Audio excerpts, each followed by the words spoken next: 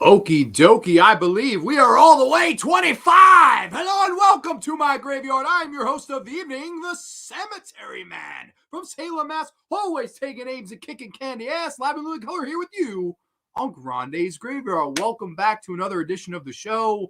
This one's got some extravaganza, if you will. Yes, ladies and gents, not only are we celebrating Scream's 25th anniversary, the little horror movie that could, and in my opinion, saved the entire genre. We'll get there. We'll be discussing the entire franchise as a whole. It's also the 25th anniversary of yours truly. Yes, the silver anniversary of me, John Grande, live in living color here with you guys tonight on Grande's Graveyard. So it's crazy. I don't know. It just kind of lined up this way. And I was like, in the back of my head, I'm like, yo, you know what? I would love to celebrate Scream's 25th anniversary. That falls on a Monday. And my birthday just so happens to fall on show day. So I figured, why the hell not celebrate it on the show with y'all, since I usually go out for my birthday, but because of the COVID spikes that have been happening and ever since Thanksgiving, it seems like there's been a big uptick. I said, let me just chill this time. Let me chill in. Maybe down the road we can go out for my birthday again. But for now, I figured I have great, loving, adoring fans and subscribers, and you all truly humble me. So I figured we celebrate live in living color here on Grande's Graveyard tonight for my 25th birthday. So without further ado, let's get into some people that are in the chat. Aiden Vavers in the Heezy. Hell yeah, Waffle botting it up, brother. What's up, man? Hope all's well with you tonight. He says, I love this series for the most part, and to be honest, Wes Craven did a fantastic job directing all four of these films. I completely agree with that. It's going to be a fun discussion. Aiden, hope all is well with you tonight, man. Merry Christmas. AJ Zitro's in the Heezy. Birthday boy, still pounding cake and dude, always, man. And thank you so much. AJ was kind enough to send me an actual birthday gift this morning, and I really do appreciate that, man. Meant a lot to me. Neon Black Reviews is in the Heezy. Happy birthday, John. Hope you're having a great day. Neil, I'm having a fantastic day. I guess I could tell you guys a little bit about it. I mean, I had a really wonderful day. I did work today, but birthdays are just, for me at least, it's like the most humbling day of the year. I absolutely love birthday. Miss C's in the house. Miss C, Merry Christmas. Hope all is well with you. It's going to be a Scream, baby. Happy birthday, Grande. Thank you so much. I appreciate you saying that. But yeah, man, birthday, it's a humbling fucking day. It really is. I woke up this morning, and right off the bat, well, I will say there were a couple people that texted me at midnight last night to just really jump the shark. JP, thank you very much for that. Also, he hooked me up, my buddy JP, with this awesome TJ Watt jersey that I just opened about an hour ago. And I was like, holy fucking shit, that thing's fresh. I got to throw this on because this son of a bitch might just break the all-time sack record. If not, he's got the all-time Steelers record with 3 games to play. So, and he's only, I think he's missed 2 or 3. So absolutely crazy. Thank you so much for the gift. But I woke up this morning and I got a message on Facebook from one Mr. Dante Tomaselli. And we were talking about Dante Tomaselli's film Horror back on the episode where I reviewed Misery and Horror in the first episode of this month of December. And I woke up with a crazy long message from him. I guess I could read a little bit of it because it was truly like one of the most humbling messages I've ever gotten in my life. So I friended him after that show on Facebook, and he sent me this long, I won't read the whole thing. I mean, it's really, really long, and I appreciate all the words he said. He said, "Hi, John. Thanks so much for your thoughtful, engaging review for my second film, Horror. I especially enjoyed when you mentioned the scene where Marissa, Jessica Pagan, is struck and killed by the goat entity who's hiding behind an odd silhouette tree. That icy image still creeps me into my nightmares. Also, I smiled and laughed when you recalled Kreskin's bonkers car accident. I immediately sent your video to my cinematographer." And then he went into all these things about his entire career. And what a humbling message to wake up to for a guy that I reviewed his movie on here. And I don't know who sent him it or how he found it or what, but I mean, for him to let me know that my review was thoughtful and engaging and he liked my review, I liked his film. I mean, really humbling message to wake up to. Really, it meant a lot. The Night Watch Zone's in the house. Yo, stopping through to wish my man a very happy birthday. Night, thank you so much, man. I really do appreciate it. And I hope you're having a Merry Christmas, a great holiday, man. Night Watch Zone, one of the best guys on here. Thank you so much, Night. I appreciate you saying that. And honestly, the whole day was fantastic. I went to work. A lot of my coworkers had gotten me cards and stuff like that. And we had a big old luncheon. We got White Castle, 2 giant Crave cases. One of them with all American cheese, one of them with 10 regular, 10 jalapeno cheese, and 10 regular cheese. So crazy White Castle lunch with the coworkers in my office. We also had a giant Oreo cake. Absolutely fantastic. I'm stuffed. AJ, I can't eat or drink another thing. Like, I don't have a damn drink tonight. I don't have nothing. I ate like I had 10 assholes today, and hopefully I will have more, because man, tomorrow, Christmas Eve, we're gonna be having some fish. Christmas Day, we're going to be eating a lot over the next couple of days. So I'm super excited about that. But it was wonderful. Also, in the last episode, I don't know how many of you were here, but I mentioned that I asked this girl that I work with in the warehouse, I asked her out, and she actually got me a really nice gift here. This morning she texted me, she said, I got you a gift. And I was like, oh, thanks. So I went to the warehouse, and she's like, close your eyes. So I closed my eyes, and she put this on me. It's like this really cool. I don't know how well y'all can see it.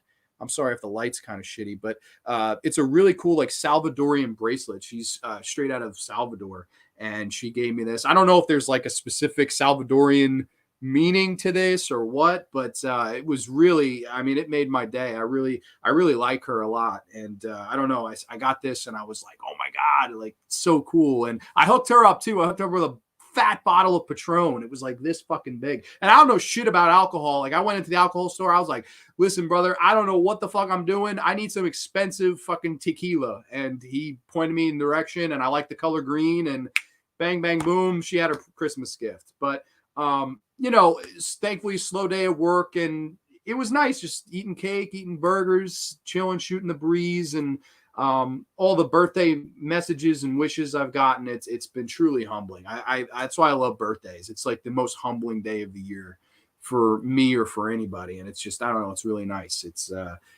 definitely made my day. I will say that. So I wanted to just, give a little rundown of my day and how nice it's been, because it really has. And I've all night been looking forward to the graveyard here tonight and talking all things Scream 25th anniversary and the entire franchise with you guys. So I'm super excited about this. I wanted to say, I don't have any, I really swear to you, I've drinking and eaten myself out today. Like, I could not eat or drink another friggin' bite, man. I am stuffed. Neon Black View says there's a Salvadorian restaurant a couple of miles from my house, and all I could say is they have some great food. Oh man, that's amazing. Yeah, no, I had asked her out last week, and we were supposed to go out Saturday, but she had to work Saturday, unfortunately, so we didn't end up going out. But this morning when she got me this bracelet, this really cool bracelet, I was like, oh my God, like absolutely just flustered. It's funny. As she gave it to me, like, I was holding my eyes, and one of the coworkers like saw the whole thing going down. They took a picture. It's the most embarrassing picture, y'all. I'm beat red. She's beat red. I don't know. It's funny. I don't know how to explain it, but it's pretty funny. It's GCC. It's good, clean comedy. But yeah, no, I thought that was really cool, and I really like her, so it really meant a lot to me. That was like the gift of the day for me, just because I don't know, I felt like it kind of came from the heart. I didn't really expect it, but that's the thing too. I didn't expect a message from Dante Tomaselli the minute I woke up. I didn't expect a lot of the gifts and kind words that have been thrown my way today. So I really do appreciate it. It really isn't lost on me. It's truly humbling. That's the word for it. I just want to say thank you to everybody. Thank you so much. It really, really means the world to me. And to be celebrating it live on the graveyard with y'all, live, 25 years old, 25 years of me, man, and 25 years of Scream. It's amazing. It really, really is. Is there a way I could follow you on Facebook or some other social media? Absolutely. Just type in my name on Facebook, John Grande. I'm friends with Neil on there. I don't know. Aiden, I'm friends with on there. I'm friends with plenty of people that watch the YouTube channel on there. I'm on Facebook. So you just type my name in, John Grande in the search engine. And I promise I'll friend you right back as soon as I see it. Happy birthday, man. I hope you had a great day. I really did, Aiden. I really did. I got to say, man, like, it's funny, every year your birthday passes and you're like, oh, there's no way that the following year could possibly, mean more than this meant, and I personally, I don't know, every year it seems to up itself. Like where I was a year ago as to where I am now, it's amazing. It's like a lot can change in a year. And you have a lot of ups and you have a lot of downs, but it's the journey. It's the process. It's fantastic. How are the sliders treating you? Bro, I had 7 cheeseburgers today, and I had to hit the brakes because your boy also wanted some Oreo cake. I'm not going to lie. Some delicious fucking Oreo cake. It was absolutely fantastic. I had 7. And I definitely had the most. We ordered like 60 total. And then we gave out some of them in the warehouse, and then we gave out some cake, and it was really nice. Everybody sang happy birthday. It was a nice day. Thanks. I didn't know your first name. Really? That's great. I didn't know that. I'm sorry. I thought most people knew my first name, but I don't know. I guess if I don't say it that much, I don't know. Yeah, John Grande. It's crazy. It's the same like syllables as Mick Jagger. By God. But I don't know. That's neither here nor there. I just something I always found kind of funny. But yeah, no, I mean, I guess we're only 7. Well, dude, listen, I'm at the workplace. I still gotta perform. I still gotta work. I don't want to blow up their bathroom. There's only one fucking stall in that son of a bitch. If I blow up that bathroom, the entire office is immediately gonna fucking forget. It's my birthday. You know what I mean? Don Belleville, happy B-Day, bro. Don, brother, thank you so much, man. I don't know if you were here for this, but without you, I don't think this would have happened. This morning, one of the first people to wish me a happy birthday, Dante Tomaselli, and he watched the episode where I reviewed horror. I don't know if you sent it to him or what happened, because he just randomly messaged me this incredibly kind, like really long message, putting me over, telling me about his career. Absolutely, it was such a nice thing to wake up to. Completely took me by surprise. And honestly, I don't think that would have happened if you didn't tell me he was on Facebook. So thank you, Don, for the kind wishes and for sending Dante my way, man. That was really, really nice of you. I appreciate it. Yeah, no, man. You eat fucking, if I had like my classic 10 or 13, that would have been bad, man. That would have been really, really bad. I just knew you were Grande. Yeah, no, hey, I guess it works too. I don't know. It's funny. So few people call me by my first name. Like my coworkers do. They actually call me Johncito. I work mostly with Spanish women, so they call me Johncito. So I've been called that, but my parents don't really call me John. Very few people fucking call me John. I don't mind it, but it's funny. Like when I hear it, I think I'm about to be reprimanded. Like almost like I would say like 90% of motherfuckers call me Grande. Like very few that's like, hello, John. How are you this evening? Very fucking rare. And normally I'm in trouble when it happens. Yeah, I did. So cool. Oh, thank you. Okay. So you sent it to, I was like, did he via osmosis just find this? Like, I was like, so fucking humbled, man. He told me he's going to send me stuff like lobby cards. And I was like, oh my God, like what a nice thing to wake up to. Totally like blew me away. Like, I like opened my eye. I'm like, Dante Tomaselli, what? I was like, what the fuck? Like my mind totally, it just was like blowing my mind, man. Absolutely crazy. But yeah, man, thank you for that. I really do appreciate it. Yeah, no, really an amazing day. I can't say it enough. Can't stress it enough. But I guess, I mean, I could go on. I could go on forever. I'm sorry. I'm so horrible. But I do want to get into the topic at hand tonight. I really do. Because it's crazy that these movies are 25 years old now. It really is. I mean, the original Scream, of course, came out December 20th of the year 1996. I came out about 3 days later, and I was like, this is so cool. I mean, granted, it's not the same exact day. Like, I do share a birthday with, I believe, Hellraiser 2. Hellraiser 2 came out on December the 23rd in 1988. So I share a birthday with Hellraiser 2. I think I also share a birthday with the late, great Corey Haim. May he rest in peace. So that's some cool people to share a birthday with. And, I was like, I got to do Scream. I mean, I did Scream way back. I think all the way on episode 4, where Brian and we went balls deep into the first Scream, talked about it for about an hour. So I don't know how in depth I will go, but that was a long time ago. That was like 3 years ago almost. So I figured we'd just dive into the franchise tonight, discuss this franchise, and I don't know, have a great time, kick ass, and take names like always, man, like we always do in the graveyard. Happy 25th anniversary of Scream. It's a bloody masterpiece. Absolutely. That's amazing, man. Thank you. I appreciate that. So I guess without further ado, we can jump right into the topic at hand.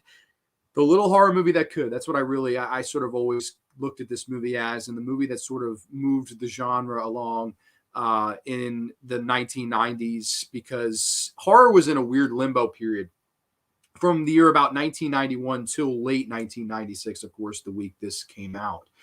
And horror was in a weird transitional period. And not to say, like, there are some people that always go, oh, horror was dead, like 5 years, nothing good came out. That's not the case. There was some good stuff. I mean, the stuff Peter Jackson was doing at the time was fantastic. I mean, you have a lot of stuff in between that was good, but you really had nothing that was organically getting over and making crazy money like the slasher movies of yesteryear were making. Of course, Jason had gone to hell. Freddy was dead and buried in the ground. Michael was sort of in limbo. I know they had an entry in 1995 in The Curse of Michael Myers, but it was really up in the air. Those three had really lost their steam that they had coming out of the 80s as hot as they did.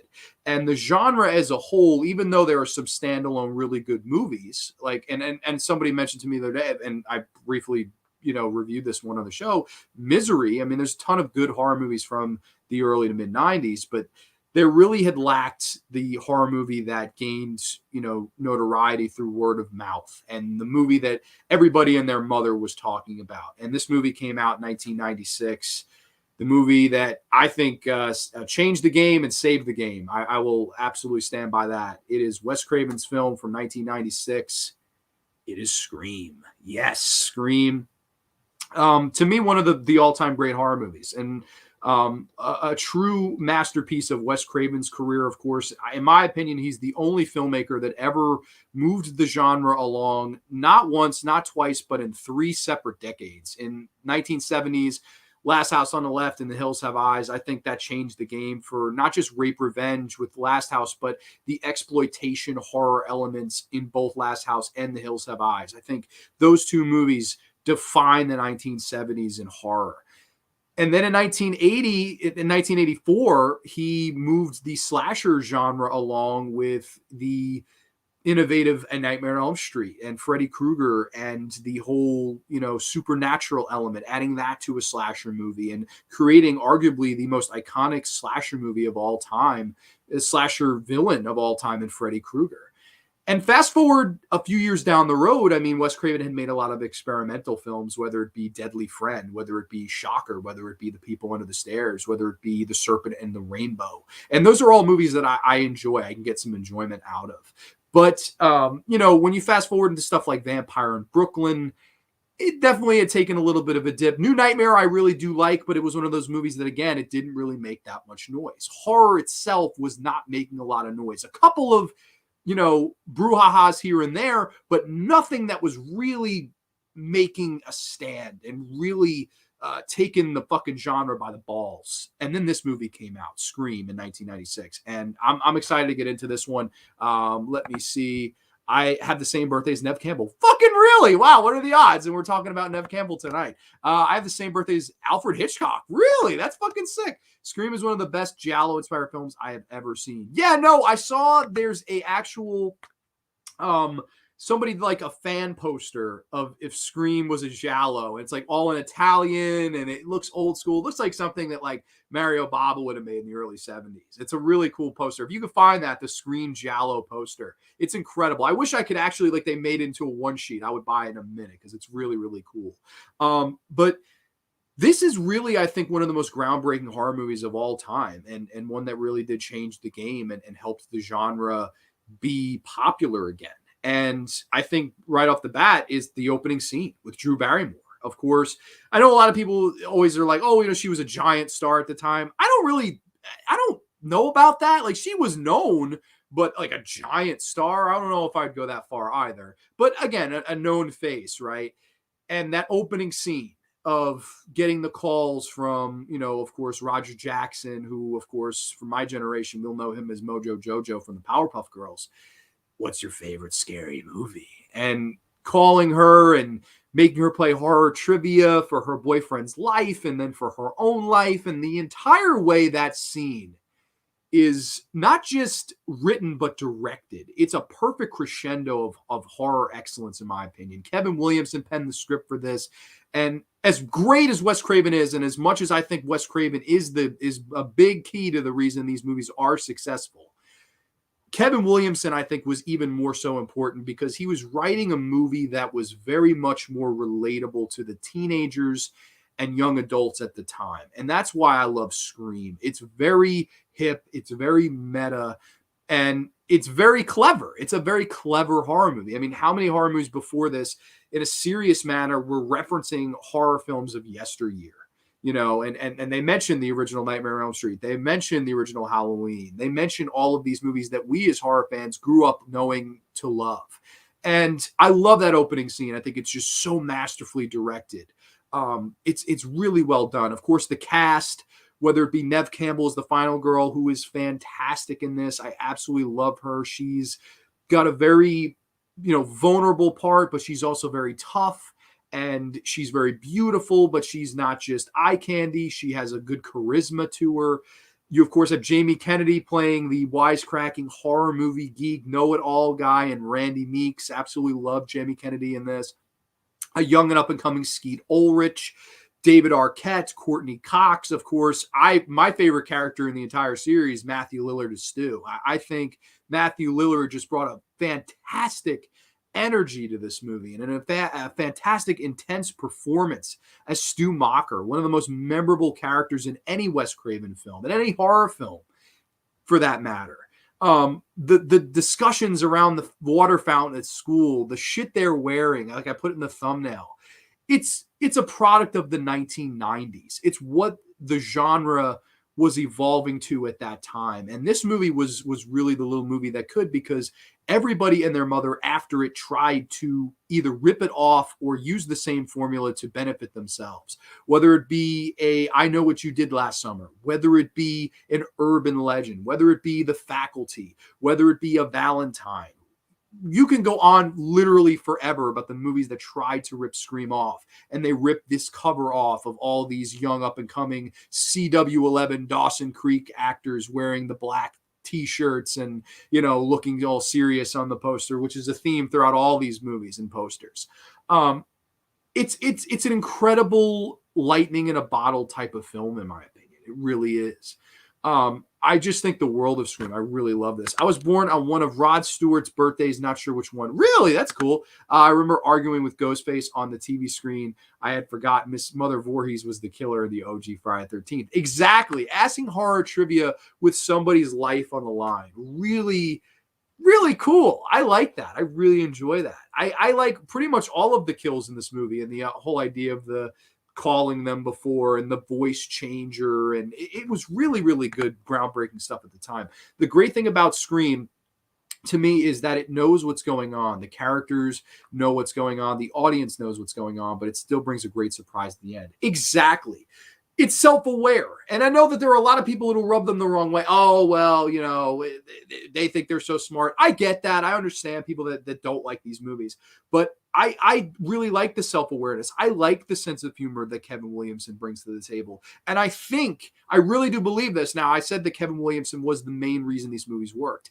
However, without Wes Craven, I don't think these movies work half as good. I really don't. We'll get into some reasons why and scenes why I think his direction really helped this film from being ordinary and making it extraordinary. The Flo Chambers in the house. Good brother. What's going on, man? Hope all is well with you, man. Merry Christmas to you and the fam. I know we're a couple days early, but I hope all is well with you, man. Good to see your name on here, man. It's a really fucking fantastic film. And I love everything in this. The soundtrack is fantastic. Red Right Hand. Cast a shadow wherever he stands. Stock of green paper in his red right hand. Boom, boom, boom, boom. I mean, great stuff. Whisper to a Scream, which they play at the credits. I mean, it really embraced the era that it was. And that's the thing with Scream, too, that I think people miss nowadays. How many films nowadays they try to be like films from the 70s, or they try to be like films from the 80s. Like VFW is trying so hard to be in 1980s movies. The House of the Devil is trying so desperately hard to be 1970s, even though it's 2009. I appreciate that Scream says we're fucking 90s and it's the 90s. We're embracing what's in front of us. We're going to use what we have at our disposal and use it effectively. Now, there are right ways to do this. There are wrong ways to do this. And a lot of neo-slashers that rip Scream off do it poorly. But Scream, I think, did it right. Whether it be the self-awareness and some of the dialogue of the characters mentioning fucking Ricky Lake and shit. now people might be like, who the fuck is Ricky Lake? Exactly. Like that was a thing at the time. You know what I mean?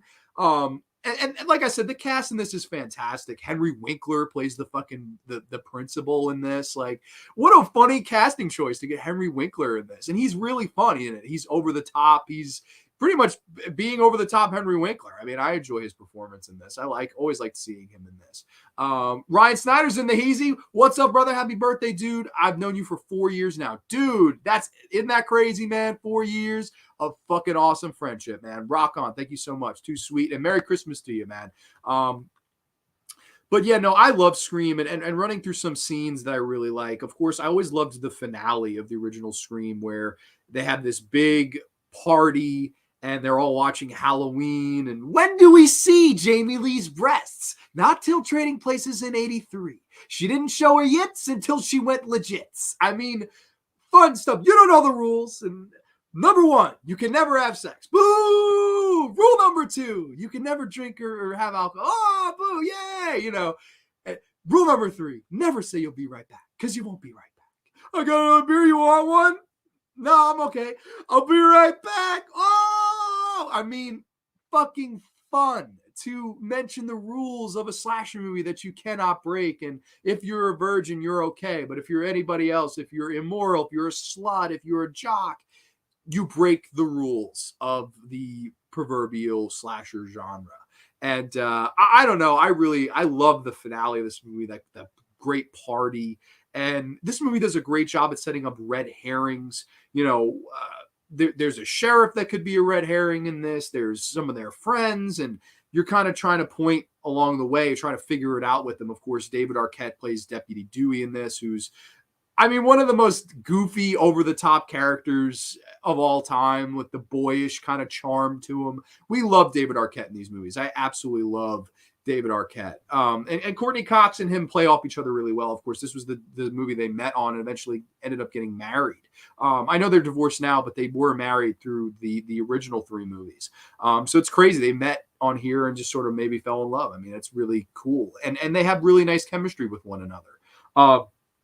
But I think where this movie really saves the genre is in its twist. Like Neil was saying, the twist is fantastic at the end. I really agree with that because there are a lot of horror movies that for the first 2/3, you're like, oh my God, I'm so into this. And then sometimes they can have the ending where it's like, I mean, it didn't live up to what I was expecting. The ending of this movie completely lives up to what you're expecting, in my opinion.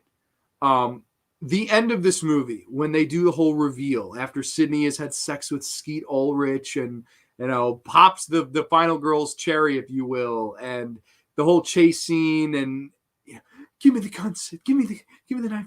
We all go a little mad sometimes. Boom, shoots Randy, and all of a sudden you get this crazy reveal that not just Skeet Ulrich is the killer, but also his accomplice, Mr. Matthew Lillard, Stu Macher. And they have this fantastic scene in the kitchen where you're going to play Guess How I'm Going to Die with the voice changer. Fuck you. We already played that game, remember? You lost. We're going to ask you a question, Sydney. If you get it wrong, booka, you die. And if you get it right, you die. I mean, Lillard and Ulrich together in that scene, the energy they bring and the charisma and the fact that they really look like they're getting off on this. It's just exactly what the genre needed at the time. It needed a charismatic finale like that with these two guys. Do anybody know why Norman Bates kills people? No. No answer. Does anybody know why Hannibal Lecter likes to eat people? No. He goes, but I'll give you the motive. And he explains that, you know, his father was fucking, you know, her mother. And that's why the mother moved out and abandoned him. And that's why he's doing that. And it's all personal. And I think where Wes Craven's fantastic direction comes in is if you watch the scene closely, they do a brief shot of Matthew Lillard. And even Matthew Lillard looks shocked. That's the greatness of Wes Craven, because that's not in the script. If you ever read the script for Scream, that scene is not in the script where Matthew Lillard had no idea. Wes Craven said, what if this guy didn't know? Because automatically it's making his character more interesting. This was a guy that was just along for the ride. This was a guy that, in his own words, he gave into peer pressure. And He didn't even know that there was a motive for Skeet Ulrich, although there was the entire time. I love it. It's that brief shot of Matthew Lillard that he just looks shocked. It's just, to me, it puts this movie so over the top. That's all Wes Craven there. The horror psychology of one Wes Craven. It's fantastic. You have the whole, you hit me with the phone, dick! And they're stabbing each other. And you sick fucks, you've watched one too many movies. Movies don't create psychos. Movies make psychos more creative. I mean, just an amazing final act. The whole, I always had a thing for you, Sid.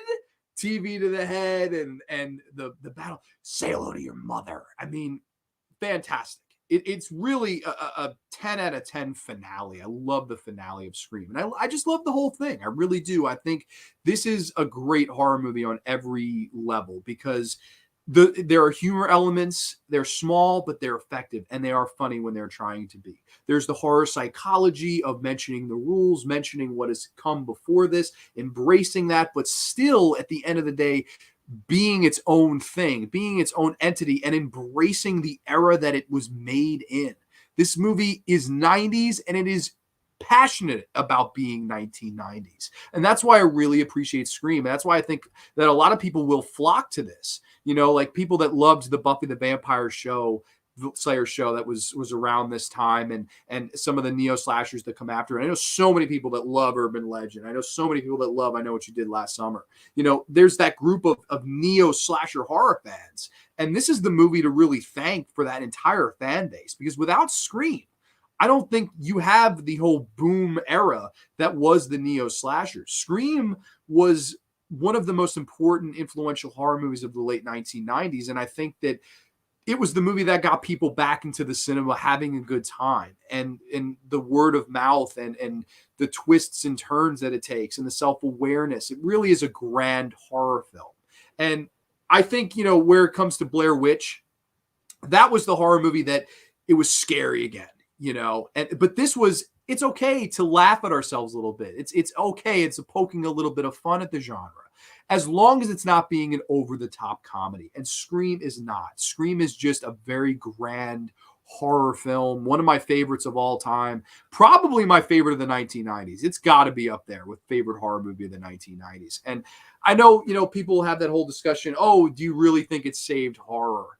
You know, and my answer to that is yes, absolutely. Anytime a movie can create the amount of buzz and noise and word of mouth organically like Scream did, to me, it's a movie that changed the game, number one. And number two, it did save the genre because nobody was fucking talking about the genre at the time. Are there some movies that I like from that time? Like I said, yes, absolutely. And there are movies that people will look back on and say, oh, well, I like this better than Scream. I like that better than Scream. I can understand that. That's fine. But Scream really brought people back in. And it was a time where the genre was creatively starved, and I think that Scream over-delivered. I really do. I think it's one of the most important movies ever made in the history of the genre, and you know, there are people that will not like it. This, and then I think a few years later, Blair Witch. A few years after that, it was Saw. A few years after that was a Paranormal Activity. These are movies to me that moved the genre along, but I think it was really needed. One of the most times in history that was needed was here in 1996, and this little horror movie that they didn't expect it to do very much, and it ended up setting the whole fucking world on fire. And I love Scream for that. I will always respect Scream for that. It'll have its naysayers, it'll have its love, but I'll always be in the corner of loving this movie. I think Scream, Wes Craven's Scream, it's a horror masterpiece from a writing standpoint, directing standpoint, acting standpoint. It's lightning in a bottle. I don't think this movie would have worked 5 years before. I don't think this movie would have worked as well 5 years later. It's a very, very much a product of its time.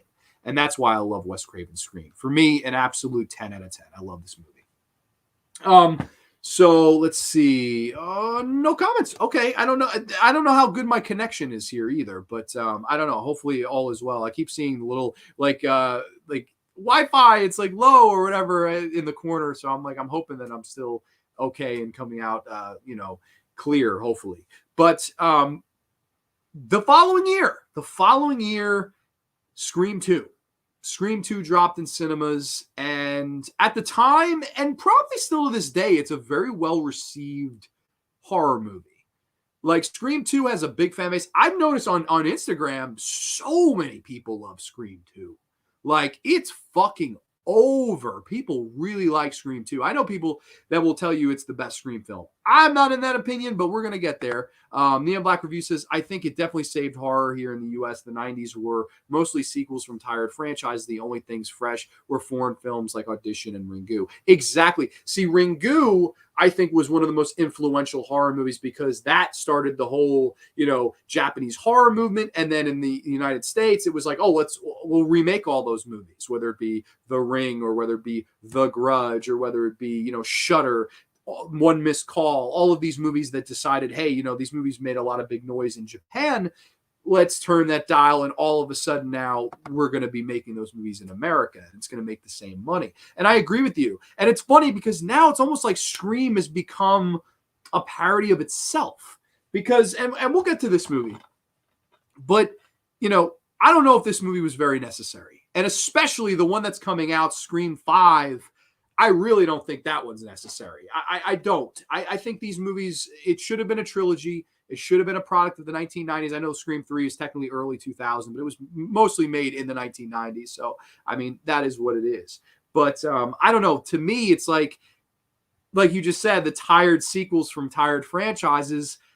That's sort of what this has become now. It's unbelievable how it's almost come full circle. It started off as the new up-and-coming young kid on the block, and now all these years later, it's almost like you're like 15 years have gone, 25 years have gone, and now you're coming out with another one. Like, where is the originality? Where is the new age, not just Scream movie, but a new age movie that can move the genre along like a Scream did? And we've been wanting that movie for a long time, man. We've been wanting that movie for a damn long time. I've said this. I think Paranormal Activity is the last one. I don't think there's been anything since that has changed the game and gotten the word of mouth, the money, the notoriety. I mean, everybody will remember the Paranormal Activity and seeing the shots of night vision of people grabbing onto each other in the crowd. That's why we love the genre. That's the beauty of this fucking thing, is having the good night out in the theater with whoever your significant other is, or with your buddies or your friends or whoever the fuck. That's the beauty of it, man. And I don't think the genre has had that in a very long time. I think we're hungry for it. I think we're starving for it. But I think it has to be something original. I really do. I don't think it can be a sequel. I really don't. For me, at least. I know there are people that'll disagree. Danae's in the house. Hey, John. Hey, Danae, how are you? I know you're a massive Scream fan, and I believe, if I'm not mistaken, I believe Scream 2 was your favorite. You told me that a while ago, I think, but I don't remember. If I'm wrong, I apologize. But we're on Scream 2, so we'll be discussing that one right now.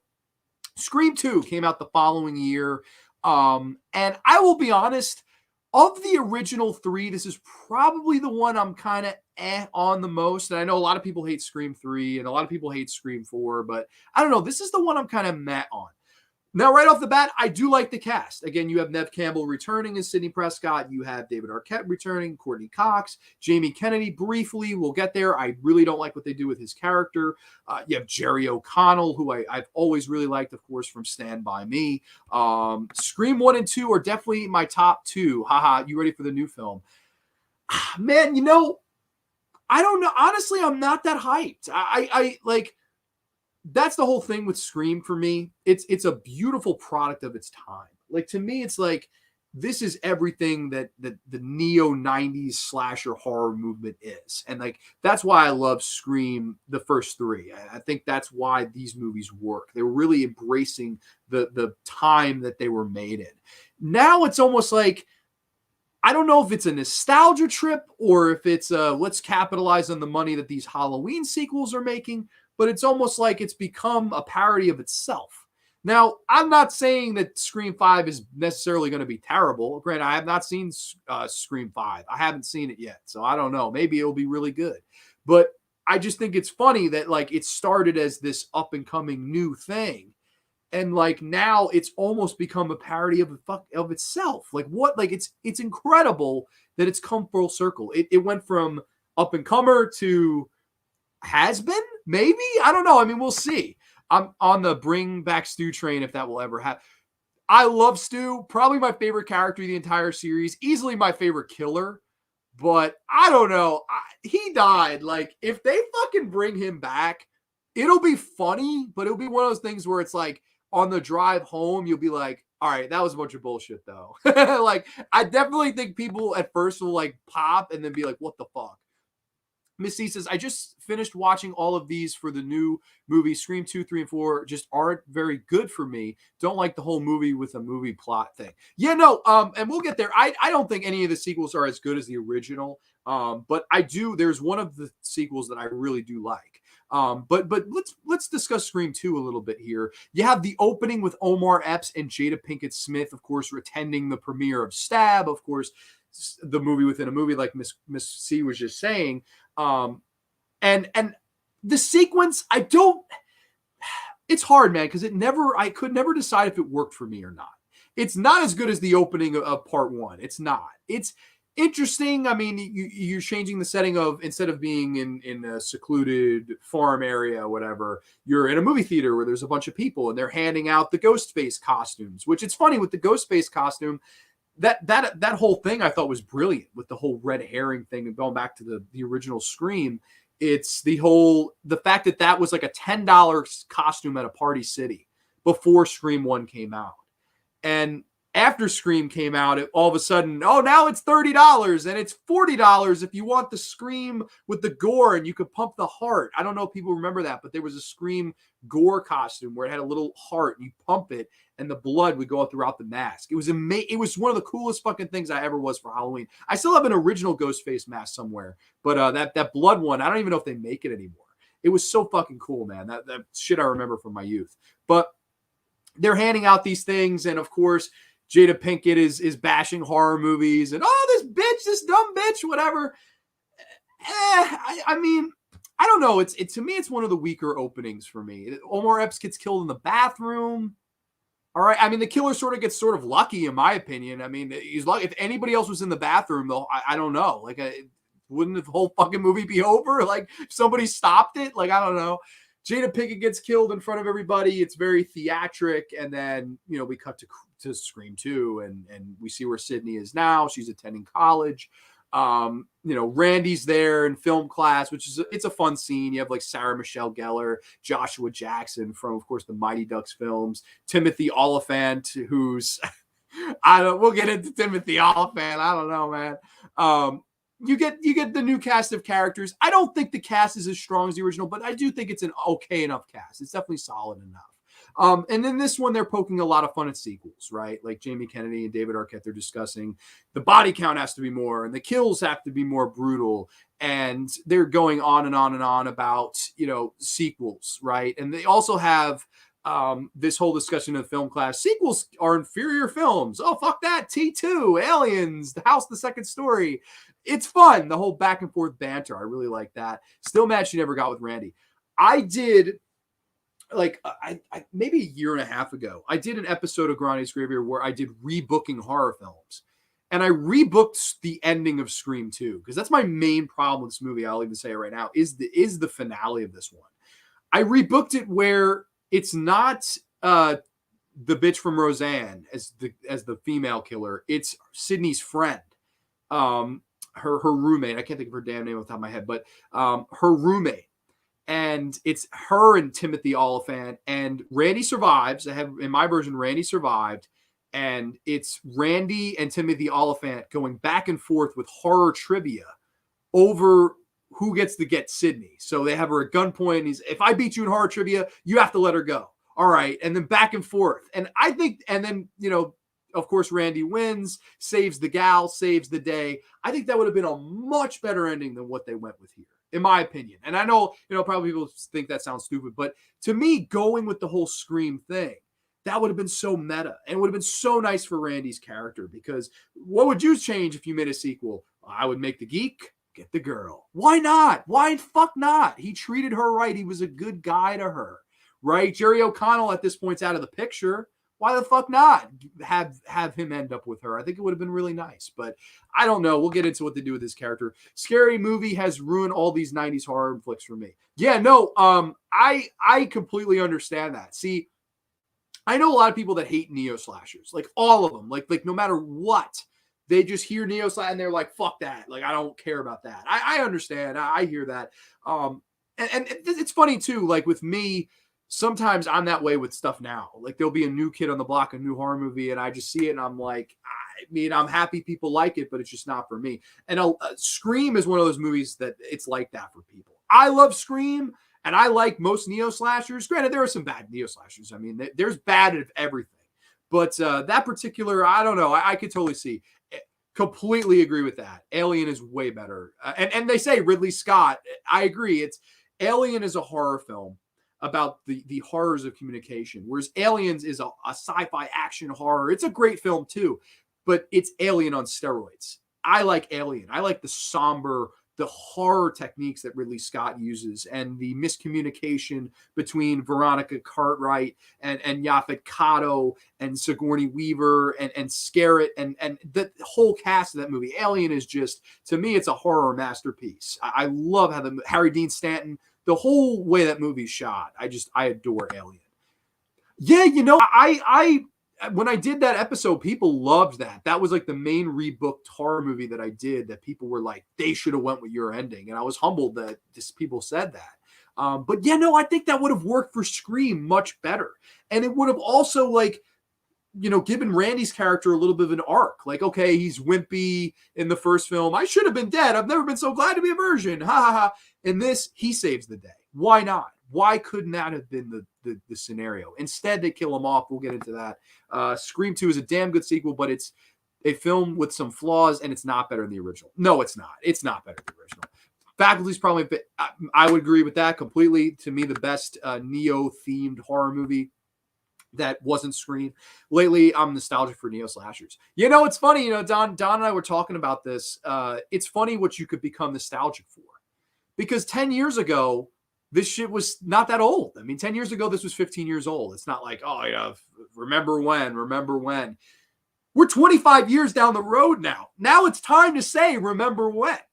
It's crazy. It's, who knows, maybe in 10 years from now, we'll be nostalgic for shit like fucking the Dawn of the Dead remake. And we'll be nostalgic for shit like fucking, you know, it's amazing. Like Inside and Martyrs and High Tension. Like maybe we'll be nostalgic for the mid 2000s movies. Like maybe it's just, I don't know if it's regressed the genre or helped the genre or if it's just me being stubborn. I don't know. I couldn't tell you, man. And I know, you know, you're probably in the same like limbo area as me.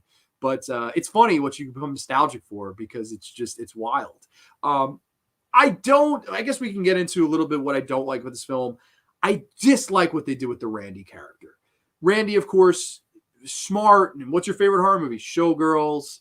He's on the phone with the killer. Fuck you. And talking shit. And I like it. It's a fun scene.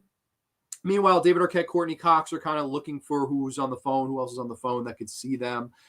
He sort of backs into this van and like, you just would have thought, maybe you would have been a little smarter than that, knowing that he's the guy that knows all the rules. He's the guy that knows horror movies like the back of his hand. I think it was a grave mistake to kill him off. I really do. I really think it hurt this movie for me because he's one of my favorite characters. And he's a character that I see a lot of myself in. Like, I feel like in this universe, I would have been probably a similar character to him. I really didn't like that. Miss C agrees. I was mad when they killed Randy. Just didn't buy into the. It felt like it cheated the cat. Yes, I totally agree with that. I think for absolutely, it just didn't. His character wouldn't have felt for that. It very odd. I'm nostalgic for all those French Extreme films simply because their remakes suck me. That's a fact. The Martyrs remake is fucking atrociously bad, man. My problem with the sequel is I don't like what they did with Randy, and it suffers from some pacing issues. Yeah, no, and like they try to do some good stuff. Like I like Jerry O'Connell. I think I love you, and what am I afraid of? Like I like Jerry O'Connell. He has that kind of charm to him. He's one of those actors I really like. I don't mind her friend. The Sarah Michelle Gellar character, I thought was forgettable personally. That whole sequence. I don't know. That's some of the fucking scare sequences in this one don't work for me as well. I don't know why, but it's just the case. The whole, thing with Sydney acting and, she doesn't want to do the lead in this play because of all the shit that's going on. I like there's a scene where she's kind of, in rehearsal and she's dancing and spinning, and she keeps seeing Ghostface, like having the PTSD from the first film. I think that's really well directed. I like that. I think that's a really good scene. As for the finale, though, it's probably the weakest fucking finale. I will say that. I really do think this is the weakest finale. It takes place on the theater stage, and it's revealed that Timothy Olyphantastic, who really, like, I don't know. I've never liked. I'm not a giant Oliphant. I'm not a fucking Oliphant fanatic, if you will. I don't know. I'm not a big Olyphantastic guy. His whole, I'm gonna blame the movies. What the fuck? I don't know. I don't like that, man. I would have much rather seen horror attributed to the fucking death. I think that would have been way better, especially for his character, Mickey. And he reveals, I think, the worst killer in the series. And I know there's some people that, my good brother, the Elm Street Warrior, he thinks it's the best of the series, this killer. I disagree. The fucking bitch from Roseanne, Laurie Metcalf, is the other killer that killed Randy. 110 pounds, soaking wet with 2 bricks in her fucking suit pockets. This bitch from Roseanne, I'm supposed to believe, murdered a young teenage boy who couldn't possibly have overpowered her. Come on. And it's the Billy's mother. What? Billy's mother? Oh, fucking, they call him a mama's boy, blah, blah, blah, blah. I don't know, man. Gosh, I don't know.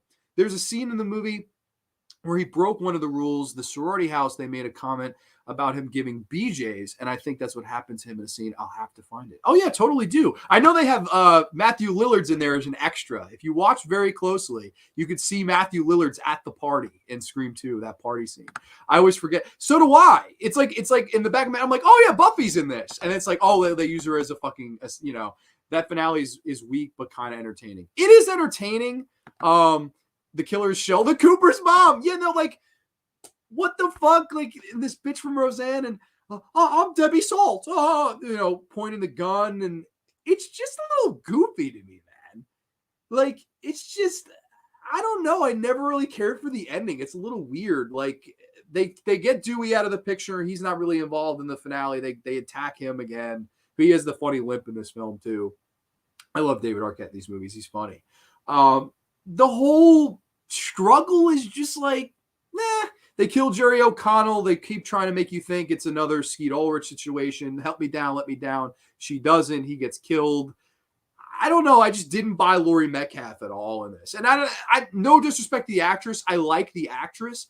Poor casting. I really think it's poor casting. I don't think she did bad. I think it was just a very fucking poor choice to be the killer.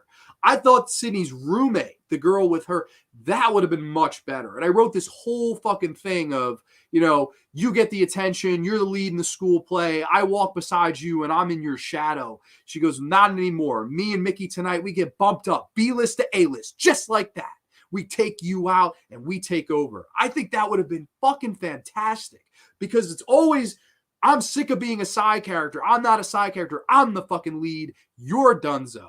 That would have been really good, I think. I think rebooking this, Kevin Williamson, I would have went back. I would have made the Haley was her name. I would have made her the other killer. I think that would have been really good. I really do. I think the whole Billy's mother thing involving Skeet Ulrich's character, I don't know, man. I didn't care for that. I really didn't. Have a feeling they're setting up Dewey, noting that something happens to him every end of the movie, but who knows? I think he's going to be the odd man out in the new movie. I'd be shocked if they killed Courtney Cox. I'd be fucking shocked if they killed Ned Campbell. They're not. I know a lot of the marks are, they're going to die, Grande. No, they're not. They're not going to do it because you know you're going to piss people off. If they kill Neve Campbell, people may turn on the movie. Courtney Cox, maybe not so much, or is what she's now, Courtney Botox, as I call her. They kill off Dewey, they can get away with it. They can't kill off Neve Campbell. They fucking can't. I know people want it. I know people want to see her be the killer. If you want her to see her be the killer, I don't understand how you've watched any of these movies and liked them because she's a fantastic protagonist. I absolutely love her. They do the whole thing with Liev Schreiber, Cotton Weary, and of course she wrongfully accused him in the first film, and she shows up here in the finale to kind of help save the day. Again, I would have much rather see Randy show up instead of Liev Schreiber. Again, Liev Schreiber, great actor, but again, Poor writing, in my opinion. The roommate was supposed to be the killer, but the script was leaked. Really? I didn't know that. I never ever knew that. That's what I would have went with personally. I totally would have went with her because I think it would have been added so much more meat to the potatoes for me. I need to rewatch 2, 3, and 4 because I've forgotten too much about them to know how much I liked them or not. Listen, to be honest, I'll be honest with you. I like all the Scream movies. I really do. There's not a Scream movie that I hate. There's not a Scream movie that I'm like, oh, this is a total piece of shit. I like these movies. I really do. There's no rant on here. But that's not to say that I think they all are perfect. I do think the finale of this could have been a little bit better. That's all I'm saying. Is it an enjoyable movie on its own? Is it a passable neo-slasher? Absolutely. I think it's an above average neo-slasher. It's probably a 7 out of 10. It's a passable movie. I know there are people that are like, oh, it's the best one. No way. No goddamn way. I think that's what pisses me off. Billy's mom being the killer. The whole reason Billy went on the killing spree was because of his mom abandoning him. Exactly. And now it's oh, now I'm back to avenge my son that I walked out on. How much did you really care about him if you left him and then, oh, you heard he became a fucking serial killer, killed people. Now you care? Huh? Come on, Mama Metcalf. This is a bunch of bullshit. Go back to Roseanne and get the fuck out of here. Fucking spare Randy Meeks. I agree on that having Billy's mom almost made no sense. It's her fault leaving. She went psycho. Yeah, no. I thought it was a little goofy. But again, I like in the sequel, Scream 3, I like that twist, and people fucking hate it. We'll get there. But that's, I guess, you call me a hypocrite because I do like the twist in Scream 3. But we're going to get there as well. Scream 2, I do think it's a passable film. I again, not as good a cast as the first one, but it's good enough. The whole poking fun with sequels, I think, are okay. It's just the one that I definitely, of the original 3, it's the one I go back to the least. I don't think it's as strong as a lot of people do. A lot of people probably say it's the second best. I don't know how I feel about that. I would say it's probably a little bit lower for me. Scream 2, very solid movie, passable slasher movie, a good slasher movie. I would say a 7 out of 10 for me. It's funny. It's the only one I don't own. It's weirdly enough. I don't know why, but I should pick it up one day. It's definitely worthy of being in the collection, and we got to complete the Scream collection. But fast forward 3 years down the road, of course, in the year 2000, they came out with what I think should have been the end. I really do. And that's not the diss Scream 4, but I think this was the perfect ending to the franchise, to the trilogy, and to the product that was Scream in the 1990s. Even though I know, like I said, this is the year 2000, but it was made in 1999. Came out, I believe, in February of 2000. So it's close enough. This is Scream 3. Scream 3. I have this awesome old school red plated VHS of this. I really like this cover art and this VHS. Really cool. It has I think an hour of bonus features. Yeah. Behind the scenes stuff after the movie. So it's really cool. This is a pretty cool VHS, a special edition VHS. I'll say this right off the bat, and I think I'm going to lose a lot of people here. This is my favorite of the sequels. Absolutely my favorite of the sequels. I know it's a lot of people's least favorite. It's the black sheep in a lot of ways. A lot of people do not like that this is the only film they went away from Kevin Williamson as the writer. In steps Mr. Aaron Kruger, who I'll admit has gone on to write some shitty movies. But this is, I think, the best sequel of the bunch. And we'll get into that. Let me see. Completely agree with you, Danae. Scream 2 definitely suffers from some rush flawed writing. Absolutely. That twist I honestly loved. In my opinion, it was better having Laurie and Michael Myers related. I agree with that. I love that twist too. And, they pull a brother-sister thing in this as well, which I sort of liked. I don't know. Maybe if it's brother and sister, I don't mind. If it's mother and son with fucking the bitch from Roseanne, maybe, I don't know. I have no idea, but I don't know. I like the twist here. We'll get there. Of course, Scream 3, it's a little bit more comical. Of course, the initial script was rejected and changed and altered because Columbine had happened around the time, and they didn't want to have anything crazy like that. Of course, the initial plan was to bring Matthew Lillard back, and he was going to have a school of children that he had trained to all play Ghostface, and it was going to be this crazy fucking reveal at the end, which I think it sounds like bad fan fiction to me. I love Matthew Lillard, love him. My favorite killer of the series, but no, that's too far to me. That's just absurd to me. With that being said, would I have minded it? Like, I think I would have. It would have been one of those, again, while you're watching it in the theater, what the fuck? Like, what the hell? Like, enjoying it. And then on the ride home, you're like, what the fuck was that? Like, just the weird shit like that. But I like the cast a lot in this one as well. You have, of course, Parker Posey. She's playing the Gale Weathers in the movie. Of course, this movie primarily takes place with the actors that are playing the characters from the first film in Scream 3. You have Jenny McCarthy in there. You have Dion Richmond, who I really like. Of course, the director played by Scott Foley, Roman. Parker Posey is great in this. I love her. And I know a lot of people get angry because Neve Campbell, maybe for the first hour, she's not in it as much as she is in the other films. In the first hour, she's secluded. She's kind of changed her name. She's working as a call center woman. And people get angry with that because I know she was doing other projects at the time. But I thought that was good because it gave you more time to kind of spend time with Courtney Cox and David Arquette's characters and Parker Posey and the cast of this movie. I like the dialogue. I think it's fun. I like the opening scene, Kill with Cotton Weary. I think that's really good. I think it's a very good opening. Probably my second favorite opening. I think it's really good. Really well done. I like the whole being on the set of Stab 3, and it's almost a replica of the set of the first film. And Sydney revisits her old room, and there's a chase scene with Ghostface and her, and it's like she can't move past the PTSD of what this has done to her life. I really like that. They also have this whole mystery going on that whatever's going on with the killer, they know Maureen Prescott. They knew Maureen Prescott when she was Rena Reynolds, of course, this actress in Hollywood that was a flop, making all these B horror pictures. I like this movie. I really think it's really well done. I really do. Like, I really like the story. It's entertaining. It does poke a little fun at trilogies. Like, there's a scene where it's pathetic to me in a lot of ways. They have Randy come back in like a pre-recorded death tape. So this is before the days of Jigsaw recording tapes. You think the game is over, blah, blah, blah. Fucking hiding tapes in his fucking rectum and eating tapes before he fucking gets his saw fucking throated. I don't fucking know. But this is before the days of that. Of course, the trilogies, it's rare in the horror field, but it does exist. I like Randy. I was happy to see him return, but at the end of the day, I was like, damn, like, it almost felt like even they were like, damn, we shouldn't have killed this character off. Like, he belonged in this movie. That's just at least how I felt. You keep cracking me up saying she's the bitch from Roseanne. Like, the bitch from Roseanne, and people, Grande, she's a great killer. Yo, there's no way you're convincing me that bitch overpowered fucking Jamie Kennedy in that van, yo, and she fucking murdered Omar Epps. Fuck you. No, she didn't. That's a bunch of bullshit. I have a lot of problems with Scream 3, but I like Sydney's character. Yeah, no, I think this is it's the nicest arc she gets in the whole series.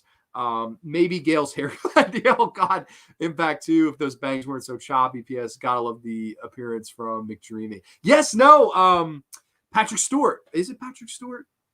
Patrick Dempsey. Fucking Patrick Stewart. Fucking what is this? X-Men. Patrick Dempsey is in this as the lead detective. He is sort of a flirty thing going on with Sydney. It doesn't go anywhere until maybe the end. They hint that maybe they'd be seeing each other, but it doesn't really. Then it didn't have to.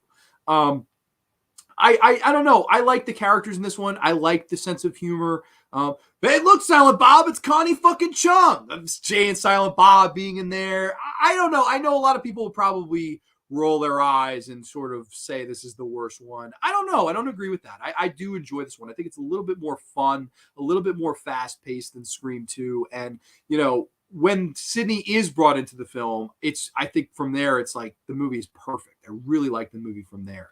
You have this whole finale in this mansion with all these universal horror monster props, whether it be the creature from the Black Lagoon and this basement that's all like kind of movie themed.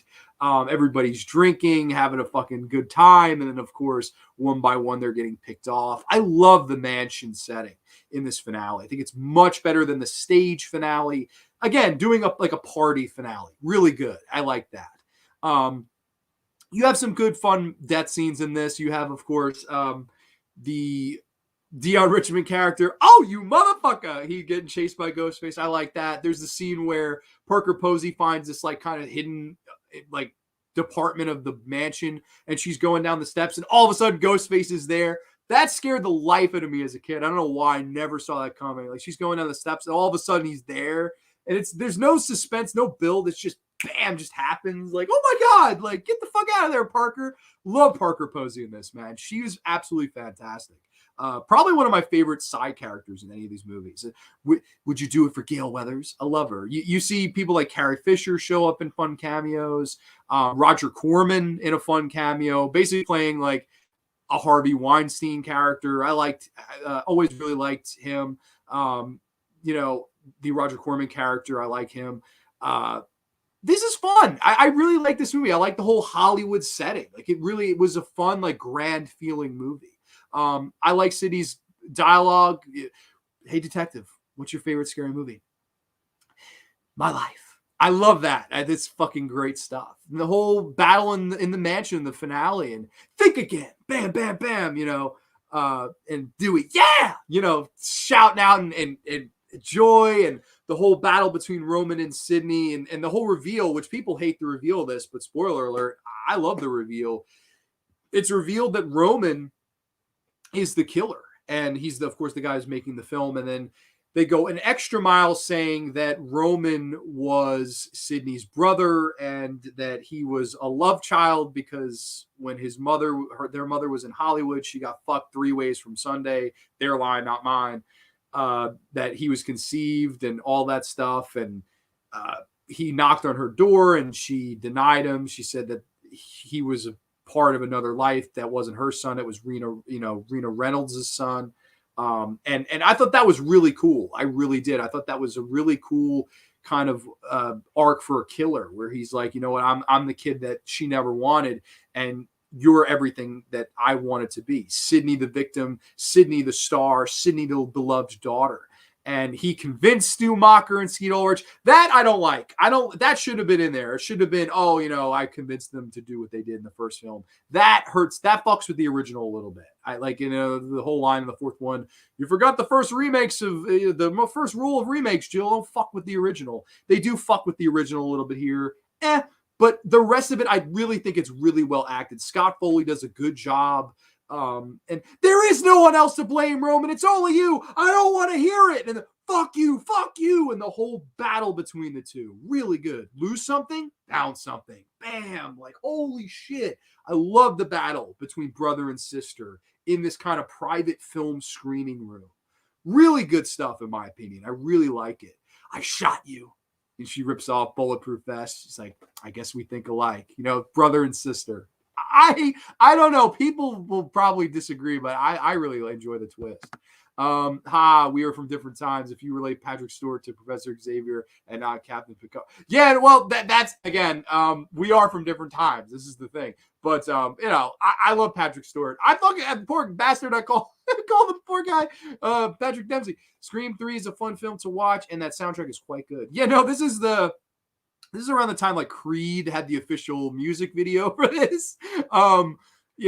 Which is Creed was like the soundtrack to our lives for a whole 3 months for sure. I can take you higher. Welcome to Jesus Christ. You listen to Creed now, it's almost like disco. You're like, what the fuck were people thinking? Like, what the have you everything? Fucking Scott Stapp is fucking begging people on the street for fucking garlic knots now. I'm sorry. I'm going to hell. I can't help it. On my own birthday. In retrospect, that was a good scream. Yeah, no, I agree with that. There's a theory there were 2 killers in this film, but she was killed off early, but I'm not sure if I was on board with that. The girl who played Sidney. Yes, I have only recently heard that today. And I believe it was Night Watch Zone. I believe it was his stream where he talked about these movies and they mentioned that. I had never heard that before. And then Red Rusty, like a month later, the same thing. I was like, I never fucking heard this. So the last time I watched the movie, I was looking for it. I'm like, okay, where do people get this from? I don't see it at all. I don't think at all she was the other killer. I think this was the whole twist was that it wasn't 2. It was just 1. It was very personal between brother and sister. That's what I get from it. But that's the beauty of fan theories, man. It really is. Like it's totally a beauty thing. Maybe that was the case. I don't know. I personally never saw it. and never will because I looked for it and didn't see it. So I don't know. But again, I think it's cool that people. Hell, I didn't listen to Creed then. Good for you because I don't know, man. That's like I'll admit, like that's music I liked for a couple months, and then it's like after a while, it's just like like what the fuck was I thinking? Like, I did like that ending though of mutual respect between them briefly. Felt like she regret what she did at the end scene happened with the nitro. Yeah, no, I think she. It's weird to say this, but she saw a little bit of herself in her brother. It's that realization of you and I think alike, and I like there's a line where she says, if this is a movie, this is where the hero lives and the villain dies. He goes, "You're absolutely right, Sid, but I'm not the villain." And I really like that, man. I really do. I think the part where she was stealing movie props is what gave us that feel. Yeah, no, there's also like a line in there where she's like, she fucked the producer to get the role. And then she gets killed, and people say that she's the only one who you see her body get dragged away. Like there's a lot of like, I never saw it until, I heard the theory recently. I don't know. I don't see it, but like, that's the beauty of film. Like to me, if people see that and want to believe that, that's great. What extra, meat to the potatoes there. I really like that, man. Creed is good. No regard, dude. Come on. I don't know, man. Scott Stapp, my motherfucker, like I said, he's begging for garlic knots somewhere. He got lost trying to find his own fucking career. But I'm sorry. Scott Stapp, I apologize. I don't mean these mean things personally. It's just fucking the fact. Like I said, though, the finale in the mansion, I really like that Gale and Dewey, he proposes to her, with the ring and the book. Call me sappy, call me over sentimental. I like that. I like their chemistry in these movies. I really do. I like those two. And I haven't gone so much into them, but I really do like Courtney Cox and David Arquette together. I think they had a nice, legitimate chemistry with one another that gave these movies a nice heart, I thought. And probably my favorite ending to any of these movies is the final shot of this. You see Patrick Dempsey is recovering from his wounds from the mansion finale. Gail and Dewey are going to get married, and Sydney's walking her dog the countryside, and she walks in the house and she turns and she sees the door opens. And there's a lot of ways you can interpret it. I guess I can interpret it in like two ways. She sees the door open and she doesn't go to close it. She sort of just smiles and walks in the living room. And to me, it's like, I look at it two ways. Number one, maybe it's just saying clearly the danger is gone. Like it's over. You've been through hell and hell and hell again 3 times, and you've survived it every time. And you just smile. The danger is gone. We're done here. And I like that. I think that's nice closure. But I also think, going an extra mile with it, just the way I think about shit.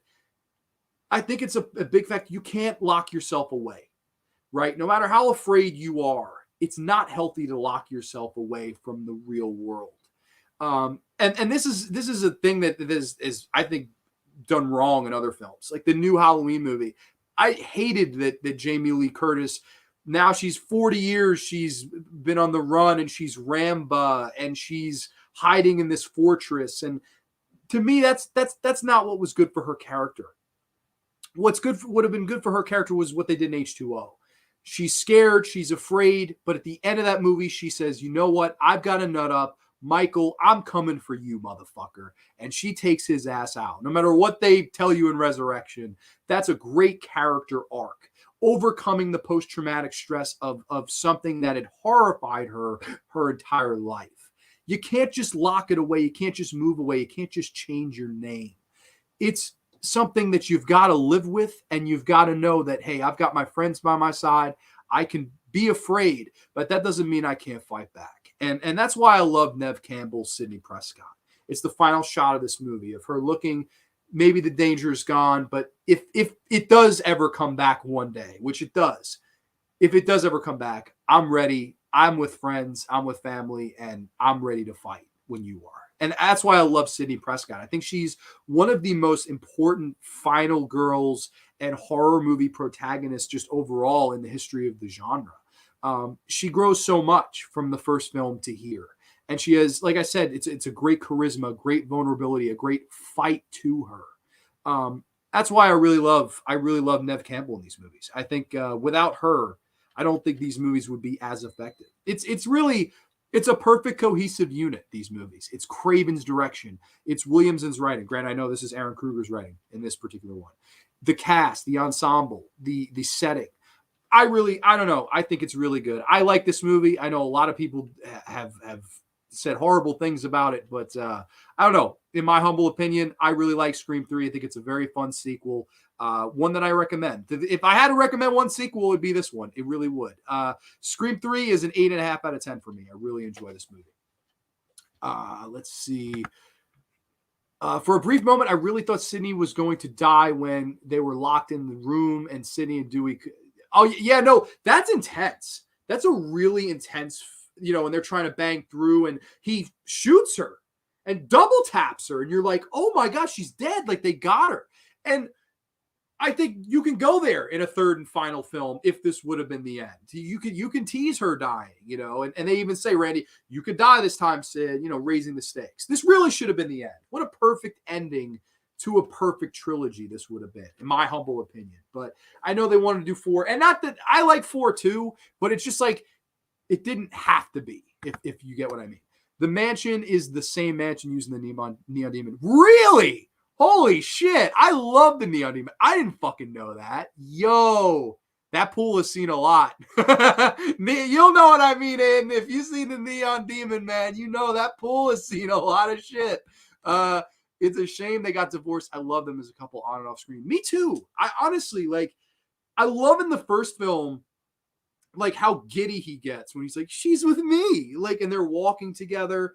That's like goals. That was me when Anita gave me this bracelet today.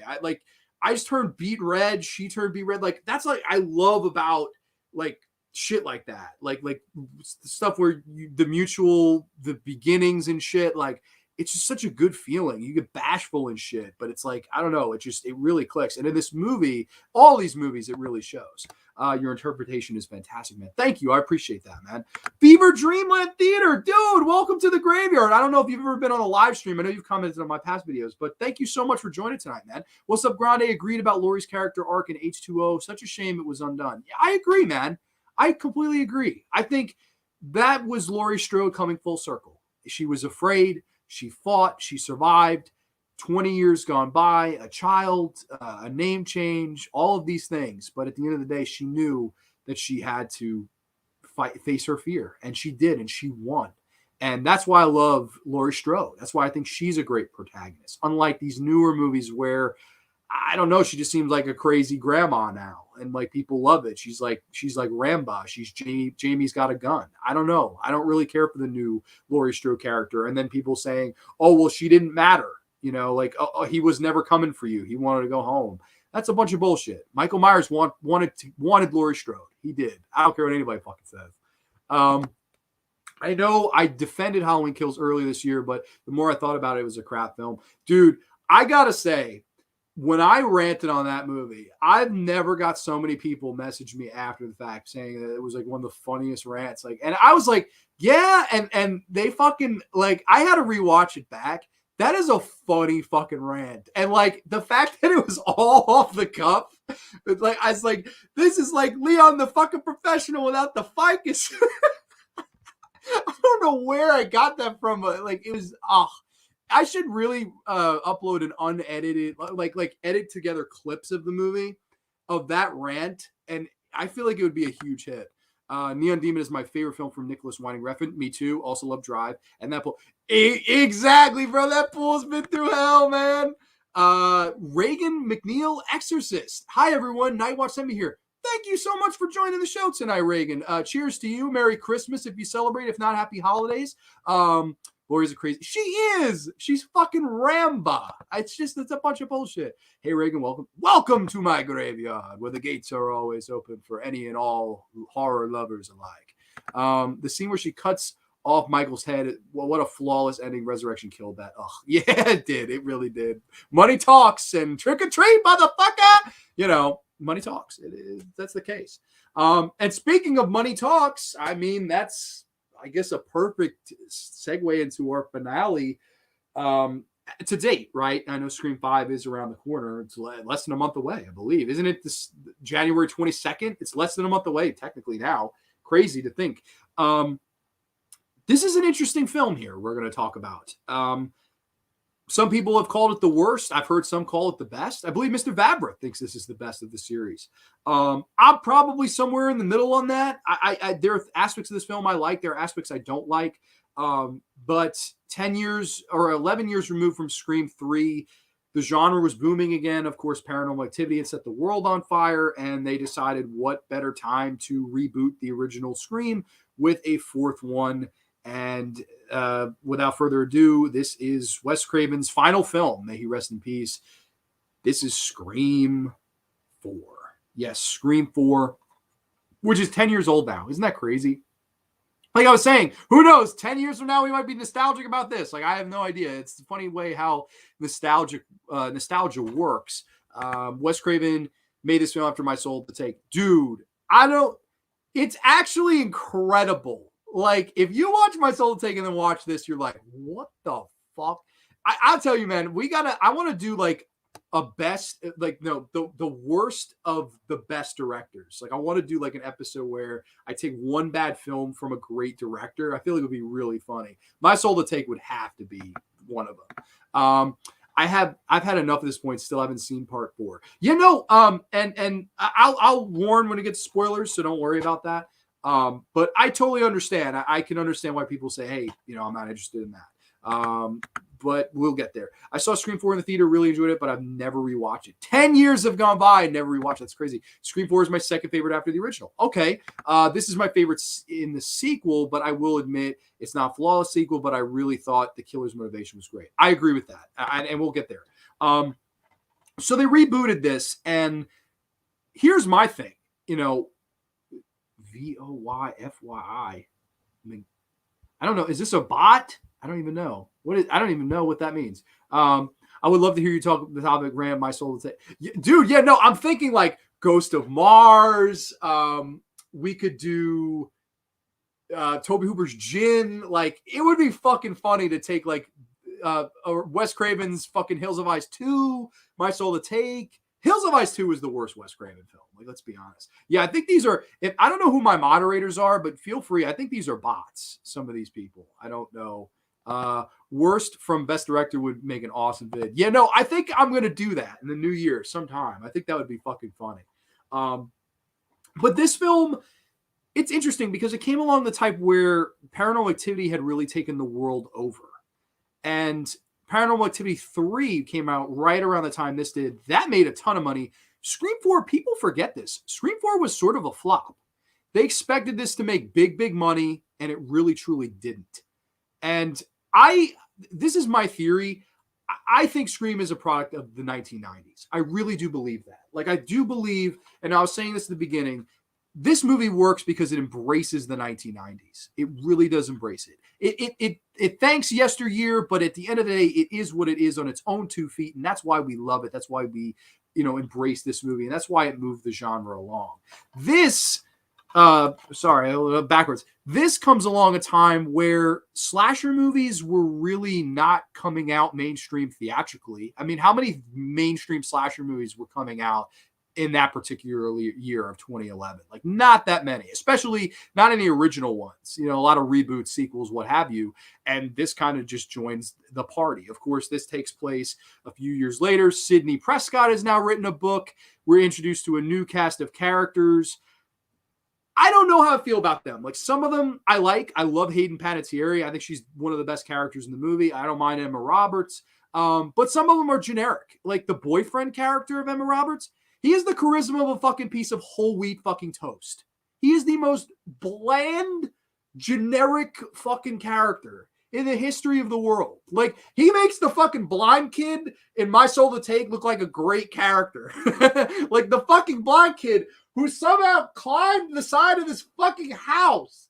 And, like, oh my God, Jesus Christ, don't get me started on that shit. But, like, there's some of the characters that suck. There's also the one, like, geeky kid who's, hey, what's your favorite scary movie? It's Woodsboro. It's the anniversary. I got this fucking camera on my head.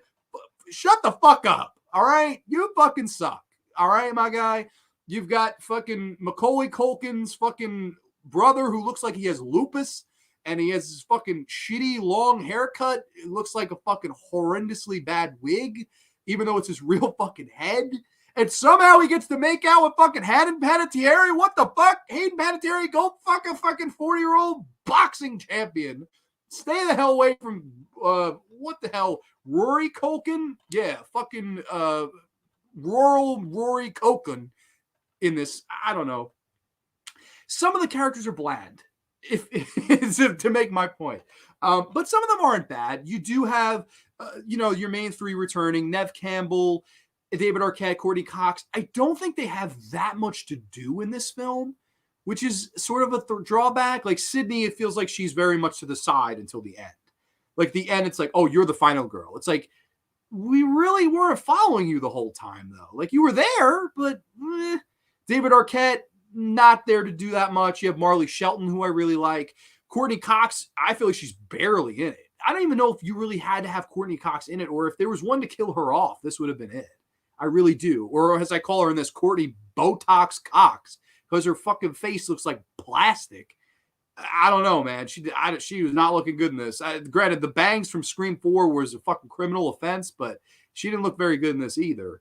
But it's trying to, parody franchises and reboots, right? So you have these two, and the opening I like. The opening, they do a couple false starts.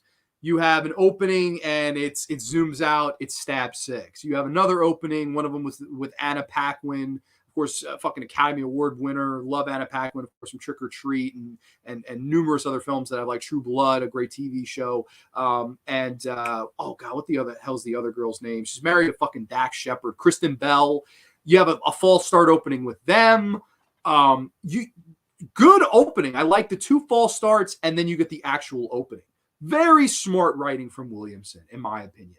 But I do think in a lot of ways he misses the whole problem with sequels and remakes and shit like that, because there's a line where he's like, oh, Stab whatever is the worst one because that's time travel. We all know that a franchise is going to hell when there's time travel. What the fuck horror franchise has fucking time travel? Name me one. Like, a better line would have been when horror franchises go to space. That's when it goes to die. When Jason X and fucking the Leprechaun in space and Critters in space and fucking everybody and their mother, Hellraiser, Pinhead was in fucking space in 3 different timelines. Bunch of bullshit. Fucking Into the Hellraiser Spider-Verse. Fucking Hellraiser No Way Home. Fucking bunch of bullshit. I mean, all of them went to space. When they go to space, no bueno. That's at least how I would have written that. That whole, time travel shit, a bunch of bullshit to me. Some of the kills are gory. You get this one pretty cool scene where I'm in the closet. No, you're not. You're bluffing. She pulls and he's in another girl's closet and guts the fuck out of her. That was a really well done, gory scene. I liked that. It was good stuff, in my opinion. I think, you do have some decent kills in this. And then, when this goes to the finale, that's where the film, I think it definitely has a little bit more of an energy to it. But here, let me read a couple of comments here. Click this Russian link to get fame. Oh, God. Jill was awesome in Scream 4. She was my favorite. Okay, cool. I can't decide which I hate more, Scream 2 or Scream 4. They're both pretty bad. Yeah, they're the two bottom for me. Like, I don't know either. It's one of those I go back and forth, Miss C, but I don't know. We could decide here. These are probably my least favorite killers out of all the films. Just thought the motive was kind of dumb. See, I liked the motive. Guess that's what they were going for. Yeah, no, I didn't mind the motive in this. I can't lie. I liked the motive. My least favorite killer would probably be the bitch from Roseanne. I didn't like that. And Alla fantastic. Also, people generally turn off the series anytime it gets past 3. That's true. Very true. A new cast is 50-50. I like Hayden and Emma Roberts quite a bit. Hayden should have been the lead. I think Hayden should have been the final girl. But granted, maybe that would have fucked up your twist, which we can get into. I don't know. I like Hayden Panettiere. I think Hayden Panettiere should have survived. She was like my favorite new character in the movie. That blind kid. The fucking blind kid, what was his damn name too? I think it's Forrest Whitaker's son. I think it's Denzel Whitaker. I'm not even kidding. I'm pretty sure. And the poor kid, man, that was some bad writing. That wasn't even his fault. Happy Death Day. Ben Grimm, cheers, brother. Merry Christmas. They fucked up. Yes, once you go to space, you're doomed. Yeah, no, that's when horror franchise goes to shit. Not time travel. Like, what? Like, was Kevin Williamson on crack? I don't know. I always thought that was a weird line. Like, I'm like, really? Like, I don't know. At least Freddy never went to space. Yeah, it's true. At least fucking Freddy. That's true. Jason X is hilarious. Space Jason is badass. Yeah, fucking Jason who becomes Shredder Jason or fucking Lord Zed Jason. Like, I don't know. Kirby was still moving. Wes stated when they cut away, she was still alive. Yeah, no, and people have mentioned that. And I know there's theories that she's going to show up in the new movie. I guess we'll see then. I mean, I don't want to say she's gone yet, but like, I don't know. At the time when I saw this, she died. Like, that's at least what I interpreted. But who knows? Maybe they can totally retcon that. If the cop from Halloween survived, he got stabbed in the throat for 3 hours, he survived. Who's to say? Who's to say that she didn't survive? You know, like, who knows? Earth is floating space, so technically all films are filmed in space. All right, Mark. I mean, that's the most like. Jeez, man. Of course. All right. I've been proven wrong. I'm sorry. Yo, what is with all these fucking things? Like, Jesus Christ. I don't get it. Scream 1 and 4 are the most brutal films in the series. Yeah, no, this is definitely a gory film. I appreciate that. The kills in it are pretty decent. There is some CGI gore in there. I dislike that. I cannot stand CG gore. That's my opinion, though. I don't like the Anthony Anderson scene. Fuck Bruce Willis. Like, what? Like, I don't know. There's some things in this movie that work, some things that don't for me. But at the end of the day, it is a passable enough slasher movie. Like, it doesn't piss me off. It's not, I don't watch it to get angry. I could watch this at any time. It's just, I think it's a reminder that the era of this movie and this type of slasher movie, a neo slasher movie being popular, was a product of the 1990s and the early 2000s. It doesn't work in 2011. I will dare to say, I don't think it's going to work in 2022, I guess. I don't think so, personally. But hey, you know what? I'll go into it with an open mind because I like all 4 Scream films. I can get enjoyment out of them. I can watch all of them. I can get a little something out of all of them. And I think the main ingredient for that was Wes Craven. This new movie, Wes Craven is no longer with us, sadly. He's being replaced as director. I think that's a grave mistake. I don't think you should make these movies without Wes Craven. I really, truly don't. I really, really don't. I wouldn't make it without Wes Craven. I wouldn't make it without Neve Campbell. Granted, Neve Campbell is going to be in there. But I don't know. To me, Wes Craven was a big recipe and secret to this movie and their franchise's success. It's him and Kevin Williamson together that are the most important elements. And then the cast working perfectly around that. But to get to the finale in this, the whole reveal, and AJ, spoiler alert. So I warned you, and if you care, granted, it's been 10 years. I don't, if you haven't seen it by now, I don't know if you care enough to see it. The whole twist is that Jill Roberts is of course, she's Sydney's niece, I guess. And she and fucking Rory, fucking shithead hairdo Culkin are the killers. And they're in love, and the fucking charisma-less vacuum of bland whole wheat toast boyfriend gets shot in the dick. Whatever. But I don't mind. At first, we're together on this. You know, they make out a little bit, and then she turns on him. You know what they want? They want a soul survivor, whatever.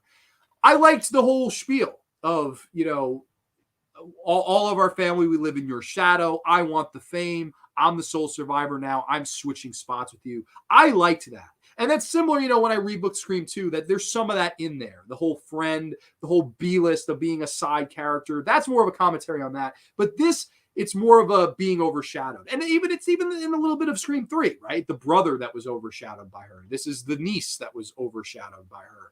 I hear that. I don't mind it. I think it's well enough. It's written well enough, and Emma Roberts does a good enough job, I think. Then all of a sudden, all hell breaks loose. She starts like jumping through tables and running into a wall with fucking knife, like fucking wild shit. And then they have this whole kind of crazy finale in the hospital, and with Dewey and Courtney Cox and Neve Campbell kind of fighting her. Any last words? Clear, you know, gets the zap to the head, and you forgot the first rule of remakes, Jill, don't fuck with the original. I like that line a lot. I think it's really good.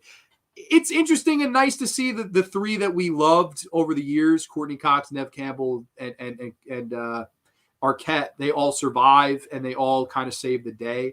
I just think the problem is the movie is not around them. It's almost like it's the other way around. The movie works instead of every which direction, and then it comes full circle back to them. But it's like the other Scream movies, they kind of move like this. Like we're following Nev Campbell, David Arquette, our leads. Whereas Scream 4, it's like we have these new characters. We're going to follow them. And then our other characters, they're going to come around. And at the end, they'll meet full circle. It just didn't work for me. Not as much. But listen, am I happy all three of them survived? Absolutely. Am I happy that the finale was good? It was fun. It was an interesting take. I don't mind all that. The performances are okay from the people that can act. I just think the main thing I get from this movie when it ends is like I look back. Well, for one thing, I think of Wes Craven because this was his last film. And I miss the man dearly. I think he was one of the best horror filmmakers of all time, if not the best. I love Wes Craven. But the other thing I think of is this didn't make money for a reason. And the reason for that is it was past its time. And the glory days, even if they're 5 years ago, even if they're 10 years ago, the fact of the matter is when it's over, it's over. And in Scream 3, it was over. It was over. It ended. Our characters all kind of came to resolutions. Courtney Cox, Arquette, they're getting married. Sydney, the door is open. Danger is gone. But if it ever comes back, I'm here to fight it. It's a perfect, conclusion, a perfect ending. There's no reason for this movie to exist. There really isn't. And that's, I think, its biggest detriment. It's on its own two legs as its own thing. It's not as strong to me as the original three are. It really isn't. It's not a bad movie. It's actually a very damn passable slasher movie. It's a little bit too much of remember when. And it's just a little too little, a little too late for me. Not a bad film, a film that I actually can get enjoyment out of. Again, I like all of these movies. But probably I would lean a little bit towards this being the weakest of the franchise, but not by much. I would still come in with the same rating as I did with part 2, like a 7 out of 10 for me. I'd give them the same rating, but I'd probably give Scream 2 a little bit of the notch above this one, but just barely. But that is Scream 4, about a 7 out of 10 for me. Let's see. Yeah, they keep saying Kirby is alive and want her to return for the new film. I honestly don't think that she will show up. There's a rumor of Randy's sister, though. Oh, really? Oh, God. I saw the trailer for the new Scream movie, and I just completely wasn't impressed with it. Like, it's just, again, it really feels like the same thing as this. Like it was like, oh, we'll bring this back and we'll make a lot of money, right? It didn't. And I think it really shocked them. I think they really thought this was going to be huge. I remember at the time this came out, they were like, oh, they already have 5 and 6 written, Grande. They've already got it written. It's already in the fucking books. And I was like, yeah, but sometimes all it takes is a movie not to do as well as expected. And that shit, even if it's in the can, could be scrapped. And instead of the green light, you get the good old red light. And that stopped it. And you know what? I would have even been fine if it ended here. Like, just end it here. Why do you got to keep going back to the well like they are? They just never know when to leave well enough alone. And, like, if they kill, David Arquette in the new one, like, why? Like, why do we have to see Dewey die? Like, why do we have to see if they go the Courtney Cox route? I don't think they will. Dewey's done. They're 100% going to kill him. I don't think any of them should die. They all lived in this movie miraculously. Although they teased all of them dying, I think it's smart that they left them alive. Leave these characters alive. We like them. You did a bad thing killing off Randy. So I don't know. I would have just leave it alone, but that's just me. I hope they let me in the movie theater when I show up in full Scream costume. Yeah, no, hey, man. As long as Jada Pinkett Smith isn't in there, I think you'll be fine. But you might scare the shit out of her. She might have some PTSD from Scream 2. Scream 4 just felt like a cheap imitation of the original for me. But I think Jill upped the crazy factor and respect. I think she outdid Billy. Wow. I don't know about that, but I liked the craziness of the ending. I agree. And I think it is in a lot of ways, it's a cheap imitation. That's the thing. Member berries. Yep. No, that's what they do. If you're going to use CGI gore, use it as a joke like Survival of the Dead. Like there for every good gore shot in this, like there's an intestine shot, it's good. There's a bad gore shot in this where I'm like, what the fuck? Like who? Like you had money, you didn't have to fucking make that look shitty. That reminds me, I've got a new. Oh shit! I'm excited for that. Neon Black Reviews has been reviewing all the Romero Dead films. His review of Diary of the Dead I really liked. That's my favorite of the final three. So I was really happy to hear he liked that one. I'm pretty sure that will remain his favorite of the final three. I doubt he'll like Survival more. I don't have a good feeling about this new film, but I have been wrong before. Listen, like I said, I like all these movies. I really do. There's not a Scream movie to date that I dislike.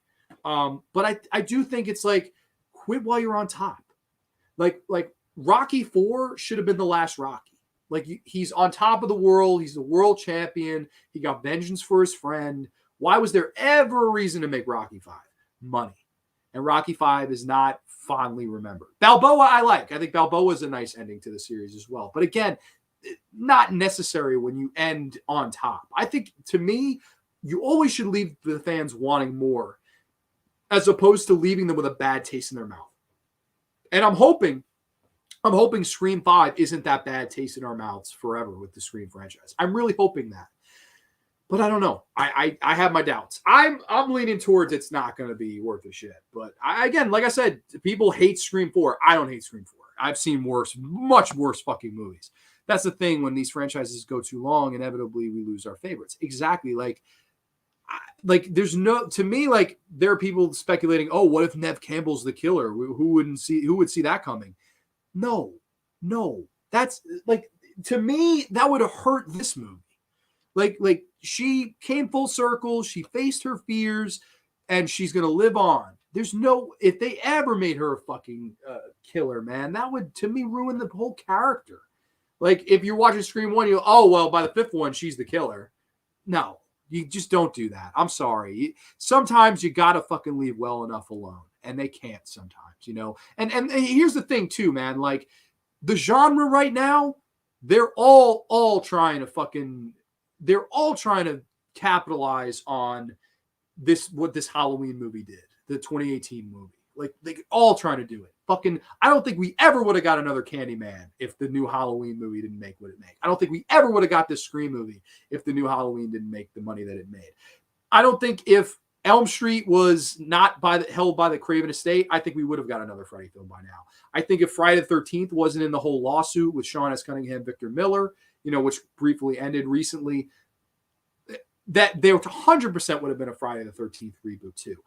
They're all trying to get in on that money because the genre is as dead as it's been in a long time.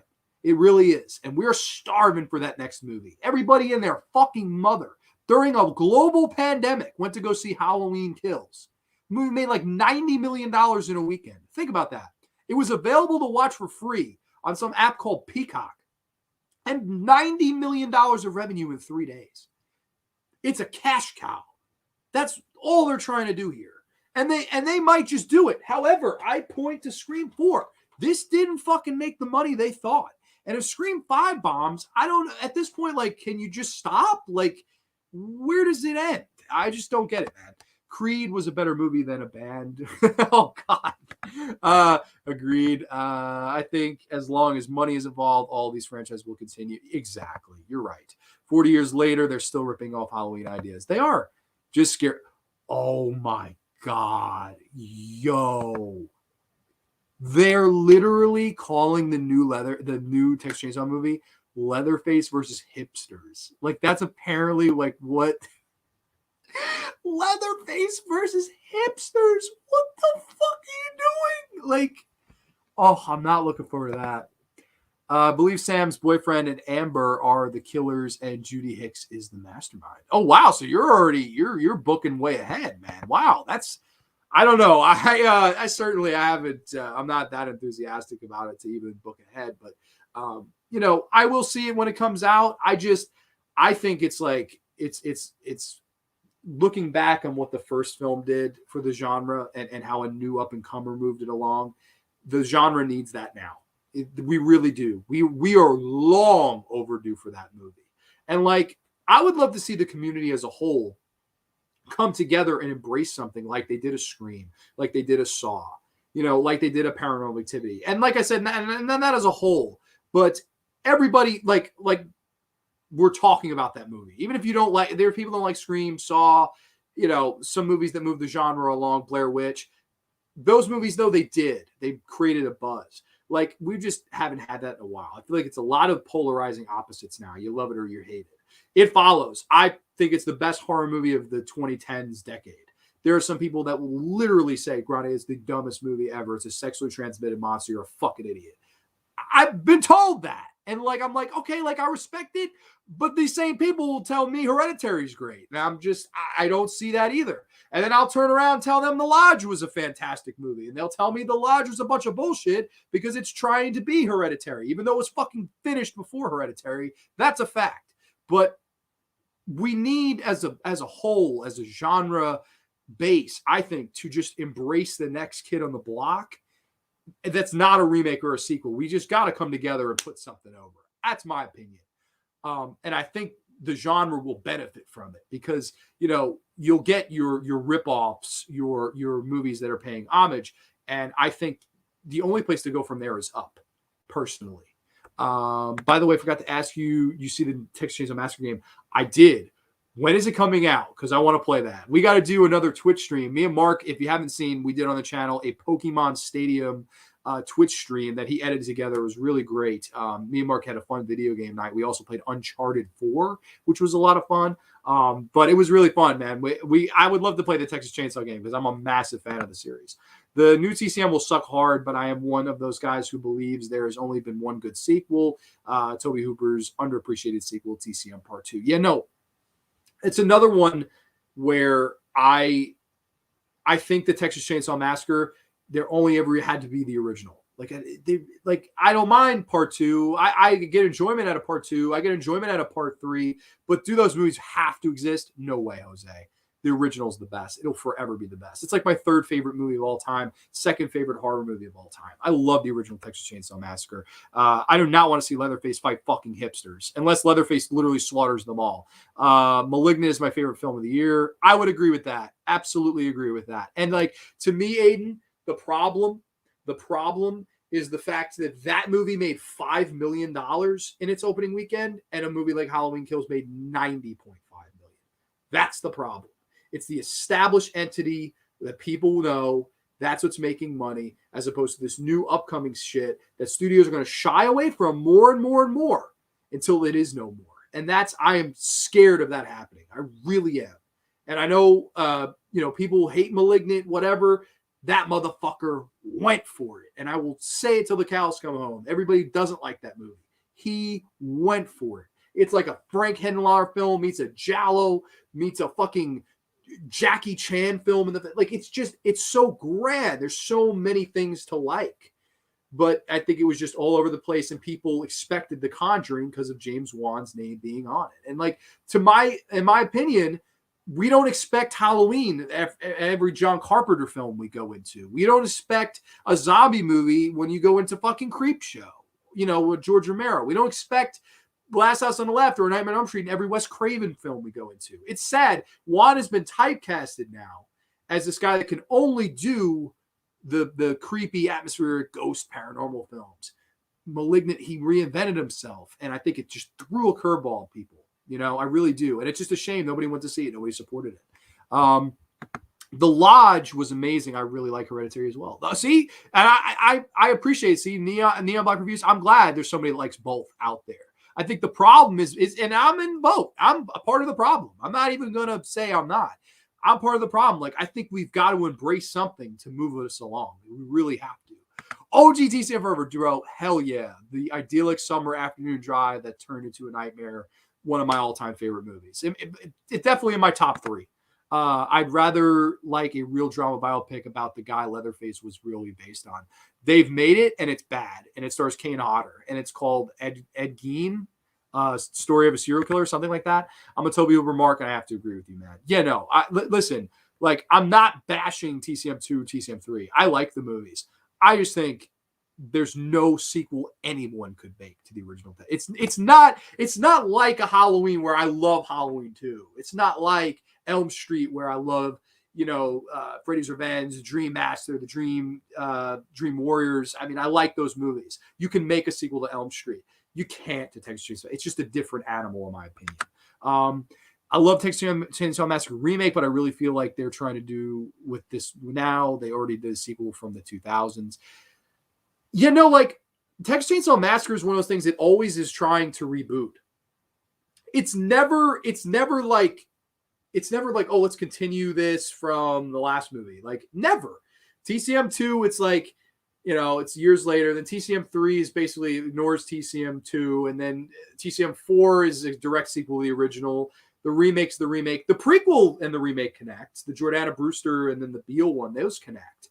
And then you have, of course, the fucking Do Your Thing, cuz, and then the bizarre Leatherface movie, which somehow guarantee you now that will be looked upon better when this new one comes out. I don't know. They're all over the place with that franchise. Keywords today, let it die. Just let it die, Hollywood. They can't do it. James Wan is a bloody genius. It's a female lead remake of Basket Case if it was directed by Argento. It's fantastic. Ed Gein, Butcher of Plainfield. Yes, that's it. That's right. I actually thought Friday the 13th remake was good. The thing with the Friday the 13th remake is that's a very much more easy formula to capitalize and continue as opposed to a Texas Chainsaw Massacre. Friday the 13th is boobs, blood, and mayhem. The remake had plenty of yits, it had plenty of gore, it had plenty of mayhem, and a bunch of fucking stereotypical teens being picked off by Jason one by one. That's what the original movies were. That's what that remake was. It's not a disgrace. To me, the Texas Chainsaw Massacre movie is a disgrace. Funny enough, same director. It's the same fucking director, Marcus Nispel. It's proof that you don't have to be a great filmmaker to make a fun slasher movie. You've just got to know the formula and execute it. But with Texas Chainsaw Massacre, again, it's not that. It's not just another slasher movie. That's why it blows my mind when people say, the Texas Chainsaw Massacre, oh, it's a really interesting slasher. It's like, no, it's so much more than just a slasher. It's one of the greatest movies ever made, in my opinion. It's everything that I love about the horror genre in one movie. It's so much more than a slasher film. Same thing with like a movie like A Black Christmas. It's like they reach the highest level of a video game and reset just for shits and giggles. Yes, they do. They just hit the fucking PlayStation 1, reset, fuck it, we'll start over. Like, it's not working. Like, just call it a day. I like the DCM remake. I respectfully will agree to disagree. I can't stand that remake with the fucking buck-toothed kid. Where's Leatherface? And the fucking 400-pound fucking tea lady. Oh, my. Fuck you. Go on a diet. The fucking dumbass with his legs sawed off. Fucking Arlie Ermy yelling at everybody. Fucking Leatherface gets his arm chopped off. And oh, God. I hate that. I hate that remake. To me, that is a piss poor remake compared to the original film. Because the original film, like I said, it's a movie that I don't think you can ever capture the lightning that was caught in that bottle, that time, that era, that director, that cast, that setting.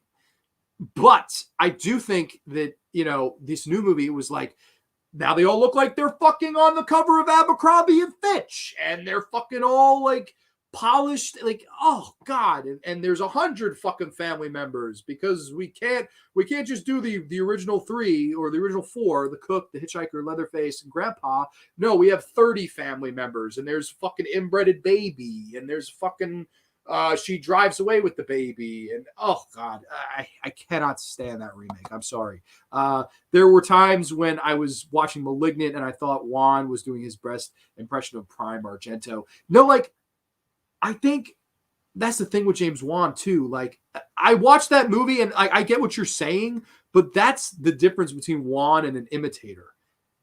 He brings his own style and flair. You watch it and you're like reminded, like, oh, Argento could do something like this with the color palette here.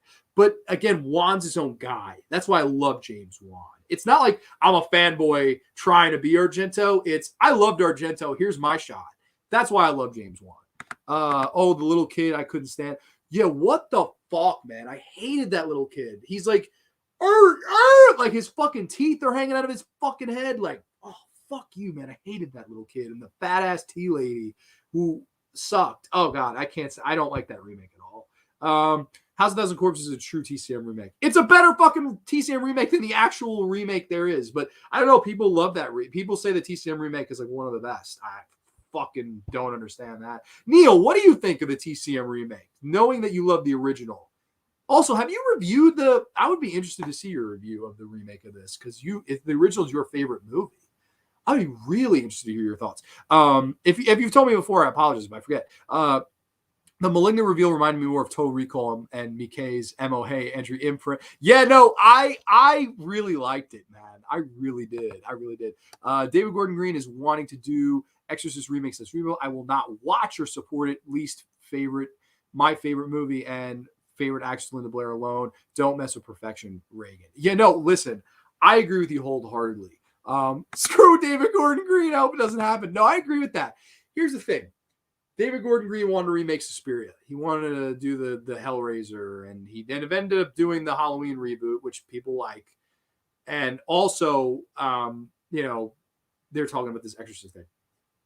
No, I agree with you. No, leave it alone. You can't remake The Exorcist. You can't. It's just like Jaws. You can't remake Jaws. Like, you can't. Like, you want another Exorcist movie that's good? Watch Exorcist 3. It's a damn good sequel. It's a lot better than the fucking Heretic, The Exorcist 2, which is a terrible movie, but Exorcist 3, it's a damn good movie. Leave it there. Don't just stop. Stop. Why we remake? Why? Is there really your name is Reagan McNeil Exorcist? If anyone you would think would want a remake of it, it would be you, and you don't want it. So what is their demographic? It doesn't make any sense. I agree with you. Screw him. Don't make it. What do I think of the TCM remake? I like Jessica Biel. Well, I mean, I guess she's beautiful to look at, but I mean, the movie as a whole, man. I cannot. It makes me physically sick to watch that movie. And then everybody's like, "What are you, crazy? It's great." I'm like, "Am I fucking crazy? It's a bunch of bullshit, a bunch of buck teeth kids running around, and you're gonna tell me it's better than the original? Fuck off, man." I can't wait to see what Juan does next, and I love how he brings his own style, everything. Same here. And my only thing, Aiden, I don't know. Will he ever make another horror movie? Is this the end? I don't know, because the movie bombed. Will he just say, fuck it, I'll just stick making Aquaman and Fast and Furious 11, which before they come out, they're going to make a dumb bunch of money because that's what people want to see. And that's just a shame. I see Malignant and was inspired, and I left the theater so happy and stoked. And everybody I was with was like, that was a piece of dog shit. What are you talking about? And I'm like, maybe this is the problem. All these Marvel movies that make all this money and the countless horror reboots and shit. It's just even Scream, it's even come full circle of this, where it's now this has become a parody of itself. Where does the madness end? It has to end. Yeah, no, I'm passing on that. I'm fucking good. David Gordon Green, stay the hell away from the shit. All right, you got Halloween, you got the big boy, you really did, and people love it, and people fucking absolutely love these new movies. I don't fucking get it, but I don't know. To each their own is the famous saying. I will be moving to the TCM franchise as soon as I'm done with Romero and Alien films. Cool. So I'll be getting my shit together and actually watching all of them. Very interested to hear your thoughts, man. Especially on that remake for sure. In fairness, Grande, I didn't say TCM remake was better than the OG. I just said I liked it. Oh, yeah, no. I didn't mean it. I don't like the remake. That's all I'm saying. And no, you did not say it was better than the original. But there are a lot of people out there that do like it more than the original. And it just blows my mind. It really does. I wonder what his Suspiria remake would have been like. There are days where I can't pick a favorite film, but the original Suspiria is possibly my favorite film of all time. It's up there, definitely in my top 20. Davis G, mess up another movie, but leave Reagan and The Exorcist alone. Sorry for the rant. I'm done. I appreciate the rant because we need more people ranting and calling bullshit. Call a spade when it is a damn spade in front of you. I agree with you. That TCM remake is freaking terrible, and even Hooper wasn't a fan of the film. Last Night in Soho also bombed in theaters, sadly. Another one I went and saw in theaters that I really liked. I liked that movie. Not as much as Malignant, but I liked Last Night in Soho. I thought it was a pretty fun film. I thought it was, again, color palette, music, performances, Edgar Wright's direction. It's a good horror film for sure. I definitely enjoyed that movie. Nice, kind of a spectacle type of movie. Really good one. I don't know. My only thing with that movie, I don't know how much rewatchability factor it'll have. Like, it's not like right now I want to rewatch it. Malignant, I want to rewatch. Like, I want to rewatch it again and again and again. Last Night in Soho, I don't know yet. I liked it a lot, but I don't know. Right now, I don't really have the desire to go back and rewatch. But that's just me. But I guess, I mean, we've been at this for 2 hours. I mean, unless anybody else has something else they would like to discuss, we can call it a night. That's fine. Shame on everyone that didn't like the TCM remake. What? AJ, what? Oh, no. Oh, geez. I don't know, man. I can't have shame on me. I can't, man. It's just like, oh, I don't know, man. I don't know. I didn't know you were that big of a fan. I don't know. I just like, listen, if anybody likes a movie that I dislike, that's perfectly okay. Like, I don't mean I'm not personally attacking anybody. I'm here. I could give my own 2 cents, my own thoughts, right? Like, I think that movie's bullshit. But if you like it, if you're a fan of it, by all means, no shame on anybody. I just like, when somebody says it to me, in my head, I'm like, geez, but I don't think less of anybody or anything like that. I didn't mean it that. I apologize if I came off that way. I'm just very, very passionate, if you can't tell. So I loved the Suspiria remake, but I feel it's more of a reimagining of Argento's story. It is. It's that movie knew it couldn't outdo Suspiria. He knew he couldn't replicate the colors. He knew he couldn't be Goblin. He knew he was behind the 8 ball. So he did the opposite. It's a bleak film. He did different things with the story. He does the Mother Suspiriorum twist, which if you've seen the remake, you know what I'm talking about. The movie has some really weird, horrific themes in it, like very much different. It's a lot longer. He completely he took the same story and did something different with it. And that's why I really like it. But I get why people who don't like it. I get it. I liked that remake, though. I won't lie. I would like to add, in fact, Malignant is bad.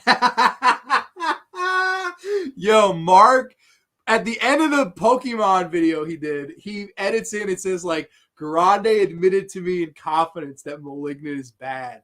That is a fucking lie. He put that in there. Because he hates Malignant so bad, yo.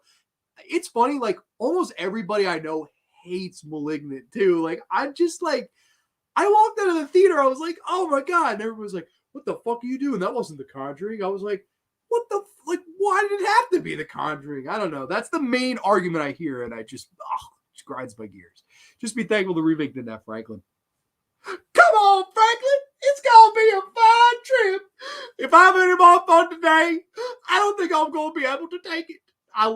Franklin's the dude, man. Sally! I fucking love it. Jerry! I don't know. The original is just a masterpiece. Wow, that's a lot. That's a lot of times.